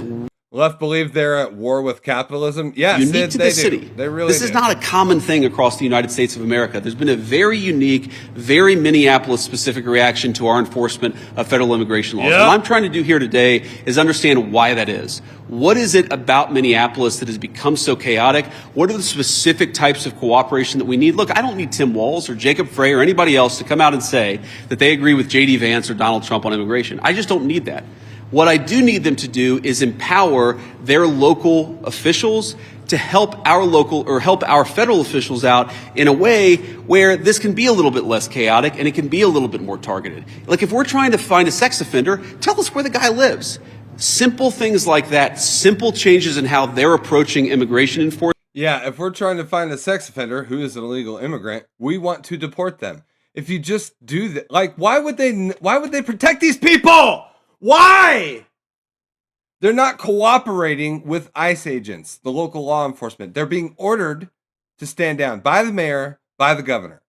That's the problem. Would make this work a lot better. Beyond that, what is the federal government's role in turning down the temperature? And the Minnesota Department of Corrections says that its own officers have been cooperating with ICE all along, handing over criminals once they serve their sentence. What's the federal government's role in turning down the temperature? And she says Democrats are saying we are cooperating. If I was going to list the 5 agencies locally and statewide that I'm most worried about, I wouldn't put the Department of Corrections on that list. I think that while there are certain things we'd like to see more from them, they've hardly been the worst offenders. You agree with that, guys? That's a fair assessment. But I think you talked about tactics and you talked about the response to things. Look, we don't want to employ tactics that we don't employ the kind of tactics that are only necessary when violence is committed against officers. That is these guys' directive, and that's what we're going to try to do. And again, the president said this a couple of days ago. Whenever you have a law enforcement operation, even if 99.99% of the guys do everything perfectly, you're going to have people that make mistakes. That is the nature of law enforcement. What I do think that we can do is working with state and local officials, we can make the worst moments of chaos much less common. And all they've got to do is meet us halfway. These guys want to communicate with them. They want to talk to the local business leaders. Many of these guys, many of the people standing behind me are members of the Minneapolis community. So many of the officials that I met today who work in federal immigration enforcement, this is their home. They love this place. These are their neighbors. They want this to work a lot more smoothly. I think that we can get there. We just got to work at it a little bit, and we need some cooperation from state and local officials. The last thing that I'll say is I just hope they give it. This is a beautiful city. I've only been here a few times. I love it. Even in this weather, I love Minneapolis. We could do a lot better. We could do a lot more with more cooperation. The Trump administration, the directive that I got from the President of the United States is meet these guys halfway. Work with them so that we can make these immigration enforcement operations successful without endangering our ICE officers, and so that we can turn down the chaos a little bit, at least. I think a lot, actually. But for us to do that, we need some help from the state and local officials. We will keep on working with them, and so long as they're willing to work with us, they will always find a partner in public safety and law enforcement in the Trump administration. Thank you all. There it is.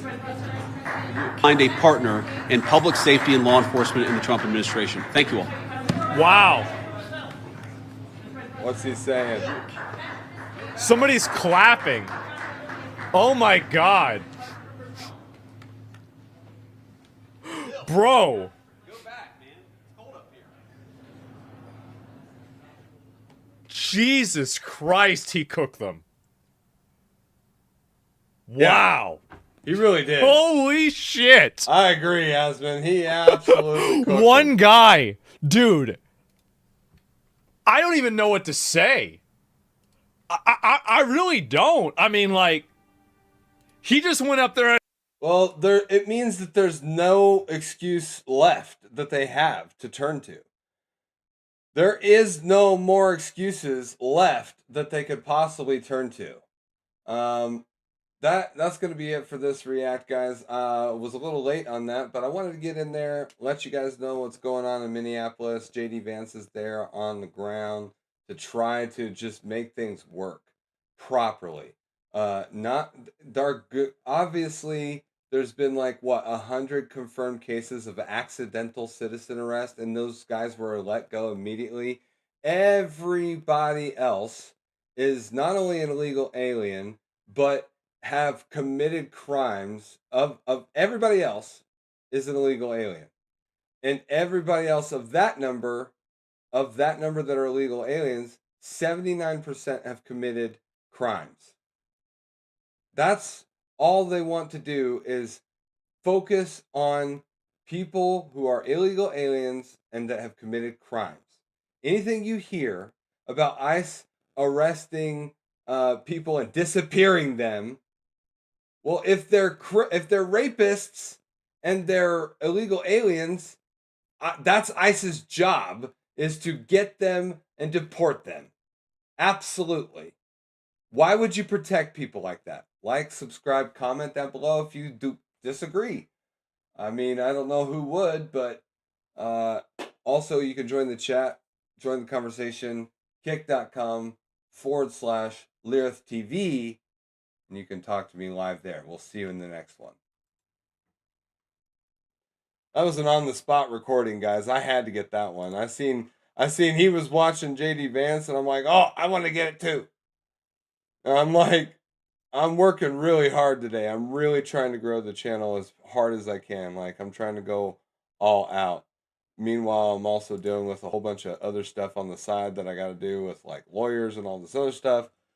So I appreciate you guys sticking with me today. I love everybody in this chat. Ultimate Crusader says JD Vance 2028. Abso-fucking-lutely, Ultimate Crusader. Love you, man. And Sid says Nodders. Yep, absolutely. JD Vance, he's so smooth too. He's so smooth. Like, all we're trying to do is get just basic cooperation with law enforcement. It's unprecedented, the level of resistance and utter, what's the word? What's the word when you are disobeying your, when you overthrow the captain of a mutiny. It's a mutiny. It's a mutiny over the executive branch. In the executive branch. Because that's, I mean, yeah, that's where we're at, guys. So that was a good one. I like JD a lot. That was really good, really impressive.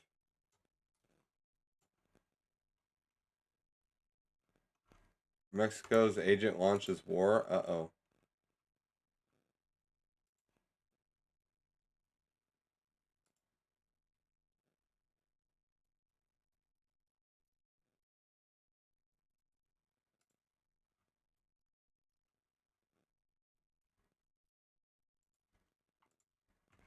All right. We're going to do this one next, and then let's line these up so they're right next to each other.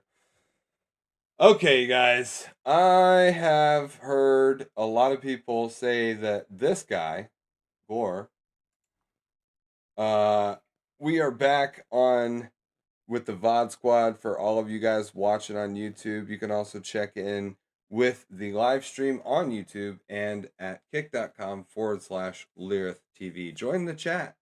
We'd love to have you. But I've heard a lot, you guys, about this guy, Glore. Now, I used to have a subscription to a channel called, I think it was, what was it? Business Basics. And then another channel called Real Life Lore. And they did stuff like this. They talked about geopolitics with just what I thought was just fact-based. This is the situation. This is the reality of the world. But it turned out they were nothing but a bunch of globalist idiots that didn't know anything because they predicted and they were saying for 4 years Ukraine is winning the war. And then I found out, oh my God, they're not even getting close. They're not even close. They're getting their asses handed to them. Putin is steamrolling them slowly, sure, and impressively they have held ground. But nevertheless, slowly but surely, they are getting steamrolled like it's coming. You know what I'm saying? It's like when you see those steamrollers roll out that black asphalt or the tar over the road, it moves extremely slow, but the inevitable does happen, right? So I've heard a lot of good things about this. It's not, I've heard that it's not biased. I've heard that it's just extremely reliable as far as the situation. In this video, it's called Reason Why Everyone is Afraid of the U.S. There's a reason no country wants war with the... Yeah. There it is, boys. That's the meme. That's the meme. Bro. U.S. The U.S. mainland hasn't been attacked in over 80 years. Enemies always threaten, but never... 9/11. 9/11. If you think that 300,000 dead American civilians from fentanyl and cocaine, by the way, is not an attack on the U.S., you're wrong. But I get it. He's talking about military. I get it. But 9/11, I count that shit too. Act. The U.S. spends nearly $1 trillion a year preparing for wars it hopes never happen. So if a country ever thought, yeah, we can take the U.S. 100,000, by the way, with the fentanyl, cocaine, drug deaths. So 70, 75, 79, 7,000 from fentanyl. The rest is from like the imported cocaine and all the other bullshit that the typical offenders there. Yeah, we could take the U.S. Yeah, right. Here's the truth. That would be the last mistake they ever make. True, bro! America. People know the U.S. Army is big, but big doesn't explain it. The U.S. military isn't just soldiers. It's soldiers plus the entire machine behind them. That's why the U.S. doesn't just fight, it keeps fighting without collapsing. Some countries take days to move serious forces. The U.S. can start moving fast response units in hours. Then comes the hardware. The M1 Abrams isn't just a tank. It's a rolling bunker with a cannon. It's built to survive hits that would erase other vehicles. And it's been upgraded again and again so it doesn't fall behind. But tanks aren't the scary part. The scary part is what follows behind them: artillery. The M109 Paladin looks like a tank, but it's basically a mobile, long-range fist. The U.S. military has weapons that's designed for non-stop pressure: machine guns, grenades, night vision. This is what makes ground combat against the U.S. feel unfair. It's not one weapon, it's the entire system. And this is only the ground, because if the enemy looks up, it gets worse. A lot of countries have air forces. Yeah, it's all about the capabilities of the warfighter and the soldiers that support the heavy artillery, the heavy infantry. That's our tanks, our air superiority, our our F-16s from like 20, 30 years ago are like way better still to this day than like 90% of any other country's jets. And those are just fighter jets. We got the F-18, the F-22 Raptor. Bro, we are locked and loaded. The U.S. has an air force that feels like a different category. The American fleet is massive. Thousands of aircraft. Not to mention the stealth fighter and stealth bombers. Jets, bombers, tankers, helicopters. But again, numbers aren't even the main threat.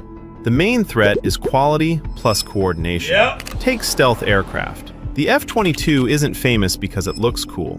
It's famous because it was designed to win fights before the enemy even understands the fight started. It's fast, it's hard to detect, it hits first, and it leaves.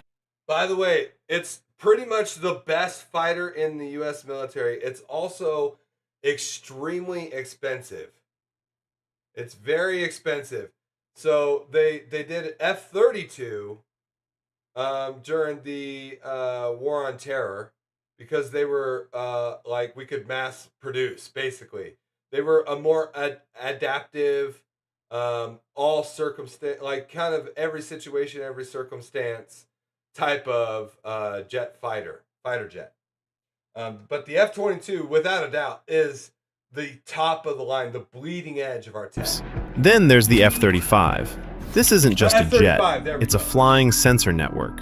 And then comes the nightmare plane, the B-2 stealth bomber.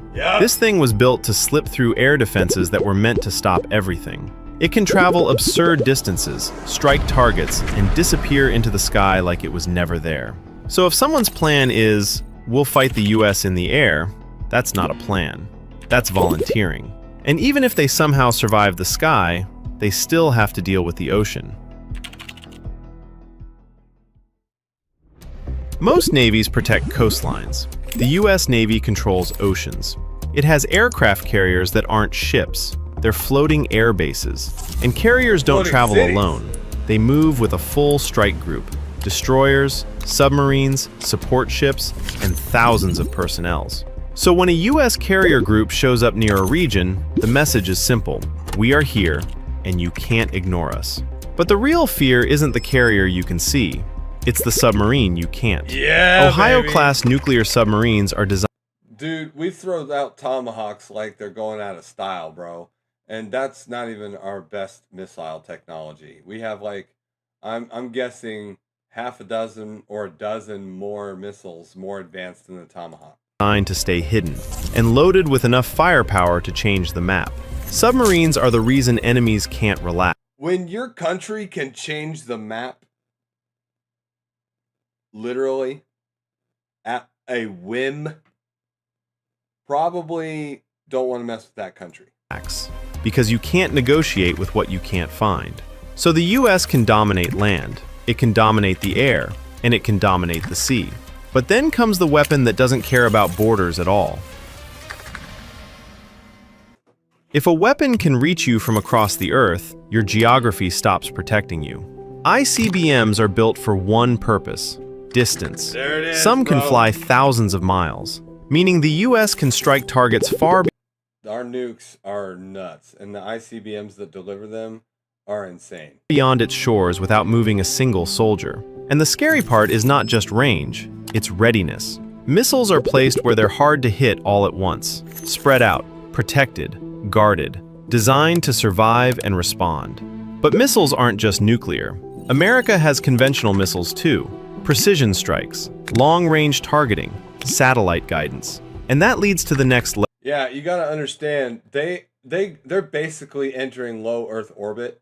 Now, they're not designed to be, escape velocity type missiles, rockets, but they got to enter low Earth orbit. So in order to get to low Earth orbit, you have to at least be close to escape velocity. And the average traveling speed for a rocket that delivers our ICBMs is 15,000 miles an hour. Now, escape velocity is 17,500 miles an hour. So, do with that what you will. But these guys they're not messing around. This is hypersonic. Because the US isn't only powerful, it's more than hypersonic. prepared. Nobody wants nuclear war, because nuclear war doesn't have winners. It has survivors who wish they didn't survive. The US has thousands of nuclear weapons in its arsenal, not all deployed, not all active, but enough to make the point. And it doesn't rely on one launch method. So even if one part gets hit, the others remain. This is why direct war with the US is rare, because if it escalates too far, it becomes uncontrollable. But here's what people forget. The US doesn't even need nukes to erase key targets, because it also built weapons made for the underground. Yeah. Some countries build bunkers and think they're safe. Deep buster facilities, balls, mountain bro. tunnels, underground command rooms. That works until the US shows up with bunker-busting weapons. There are massive blast weapons designed to wipe out large areas, caves, Nuh-uh, you can't get me. I built a fort. Oh, yeah? Look at this. and fortified zones. And if that's terrifying with pilots, But I'm underground. Oh, yeah? Look at this. wait until you hear We have an answer for every single thing. We have an answer for every defensive measure taken by any country ever. what happens when the pilot isn't even there. Drones changed war, because drones don't need rest. They can watch a target for hours and strike in seconds.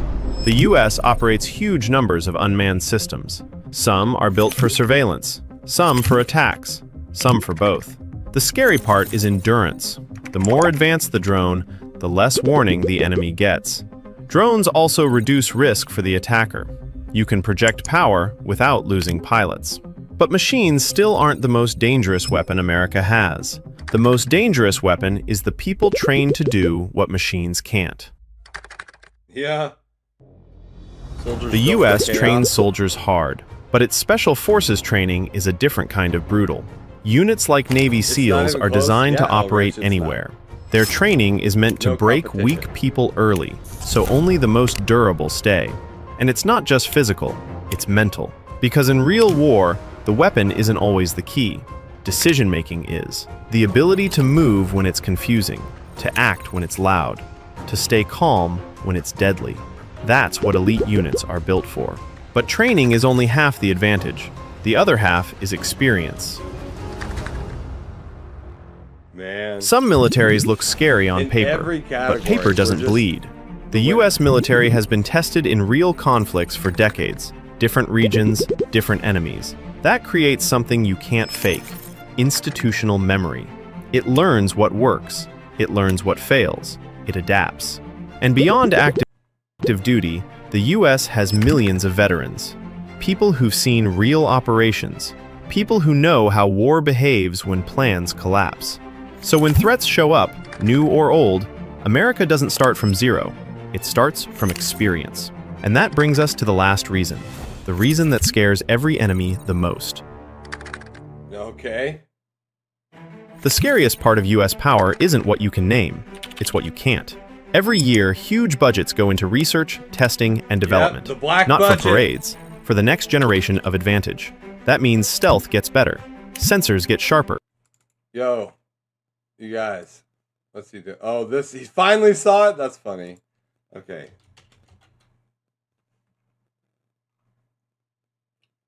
Defense Advanced Research Projects Agency, DARPA. DARPA is the black box. A lot of money goes into DARPA. A lot. A lot. Like, there is shit that they have that exists that you could never even imagine. Like, back in the day, they were doing all kinds of...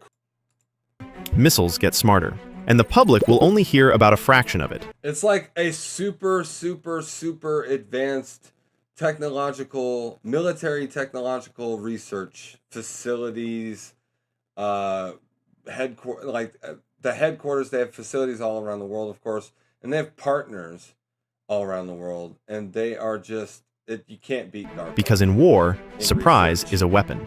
So even if an enemy studies America's military, they're studying the visible part, not the full iceberg. And you never want to hit an iceberg. Can anyone The answer challenge can the be, United States? they can try, but they'd be fighting. Yeah, so this is the question I hear coming up a lot, and I see it on X a lot. Would the U.S. win in a war with China? And the answer is yes, we would. But it would cost. Nobody wants that. It would cost not just a lot of money, but it would cost American lives. A ton of American lives. Nobody wants that. Could we win against Russia and China? Again, yes. We'd have allied forces that would back us up.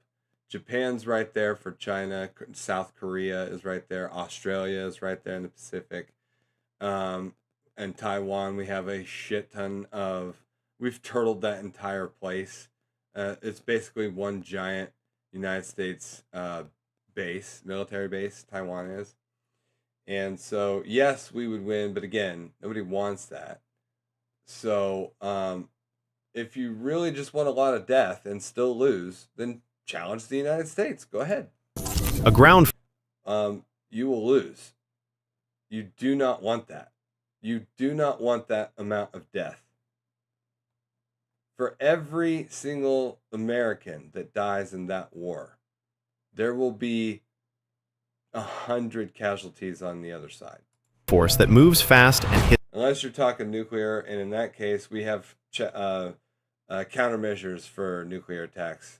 You won't win that one either. It's hard. Nobody wins. Okay? Nobody. People just die. But America will survive. A navy that reaches any coastline on Earth. Drones that watch forever. Special forces that don't quit. A military that has real experience. Because with the US, the fight doesn't start when you shoot. It starts when America decides, okay, your turn is over. If you enjoyed, subscribe for more videos. Yeah, that was good. That was good. I'll link the video in the description below. Make sure you guys give it a like and subscribe over on Glor's channel. That was short, sweet, to the point. Give a like and subscribe on this channel. Comment below. Let me know if you have any suggestions or anything like that. And join us in the live chat, guys. kick.com/LyrithTV or the live stream on YouTube. So we will see you on the next one. Yeah, it's actually unreal what America can do.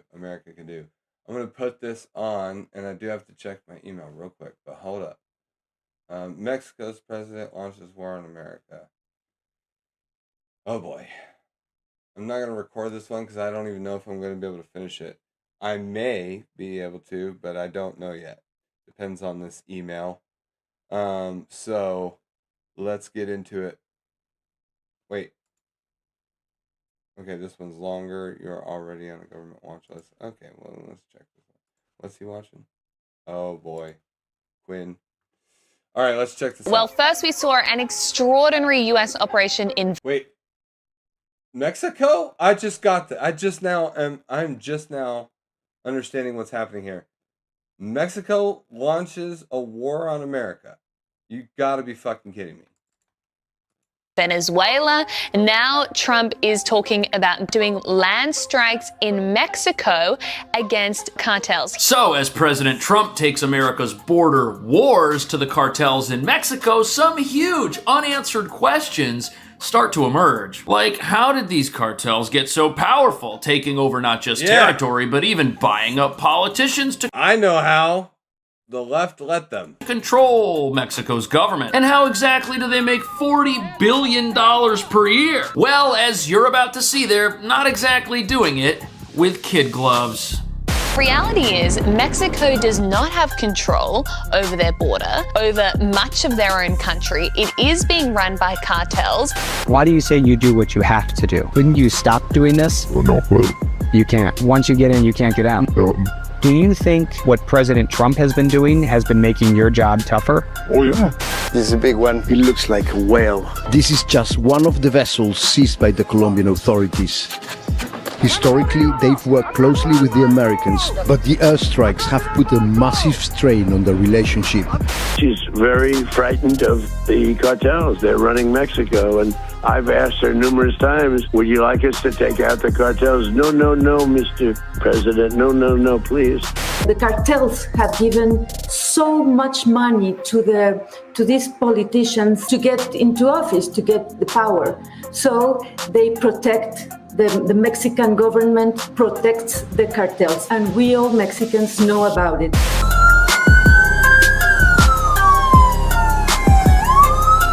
So Mexico's cartels, they make money in ways most people never even think of. Which is why nobody's talking about how they're... I mean, everybody's known this for a long time.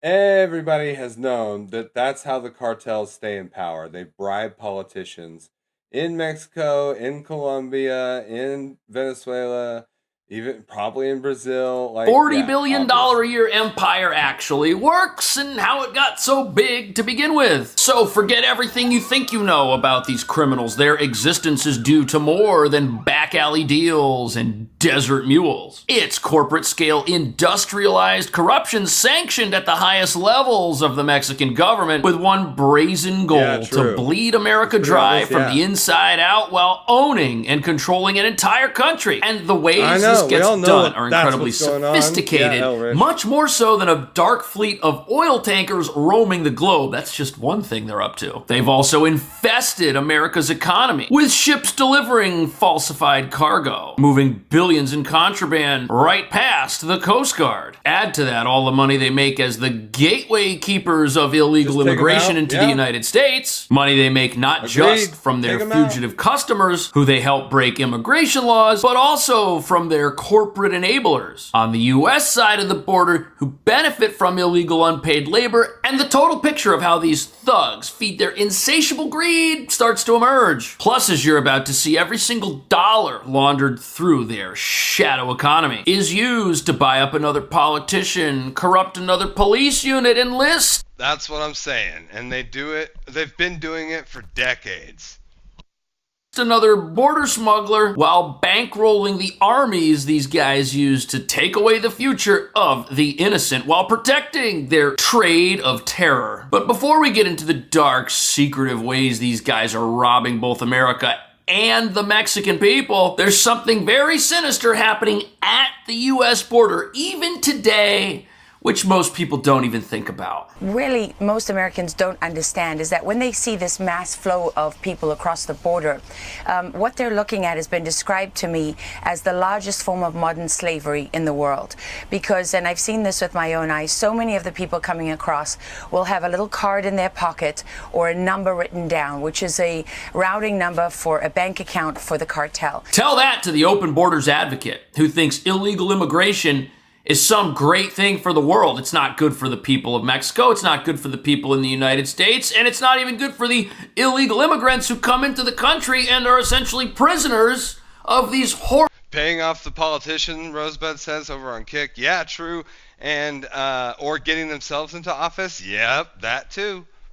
Yep. Organizations who are just getting stronger and stronger the longer they keep going, allowing them to tighten their stranglehold on vast amounts of territory in Mexico that their own government is unable to police or secure. Territory that, if you want to travel through, costs money. And these cartels aren't interested in lowball offers. Oh no, they want top dollar, and they're getting it, promising the desperate a twisted version of the American dream, which really ends in utter servitude. But here's where things get really bad.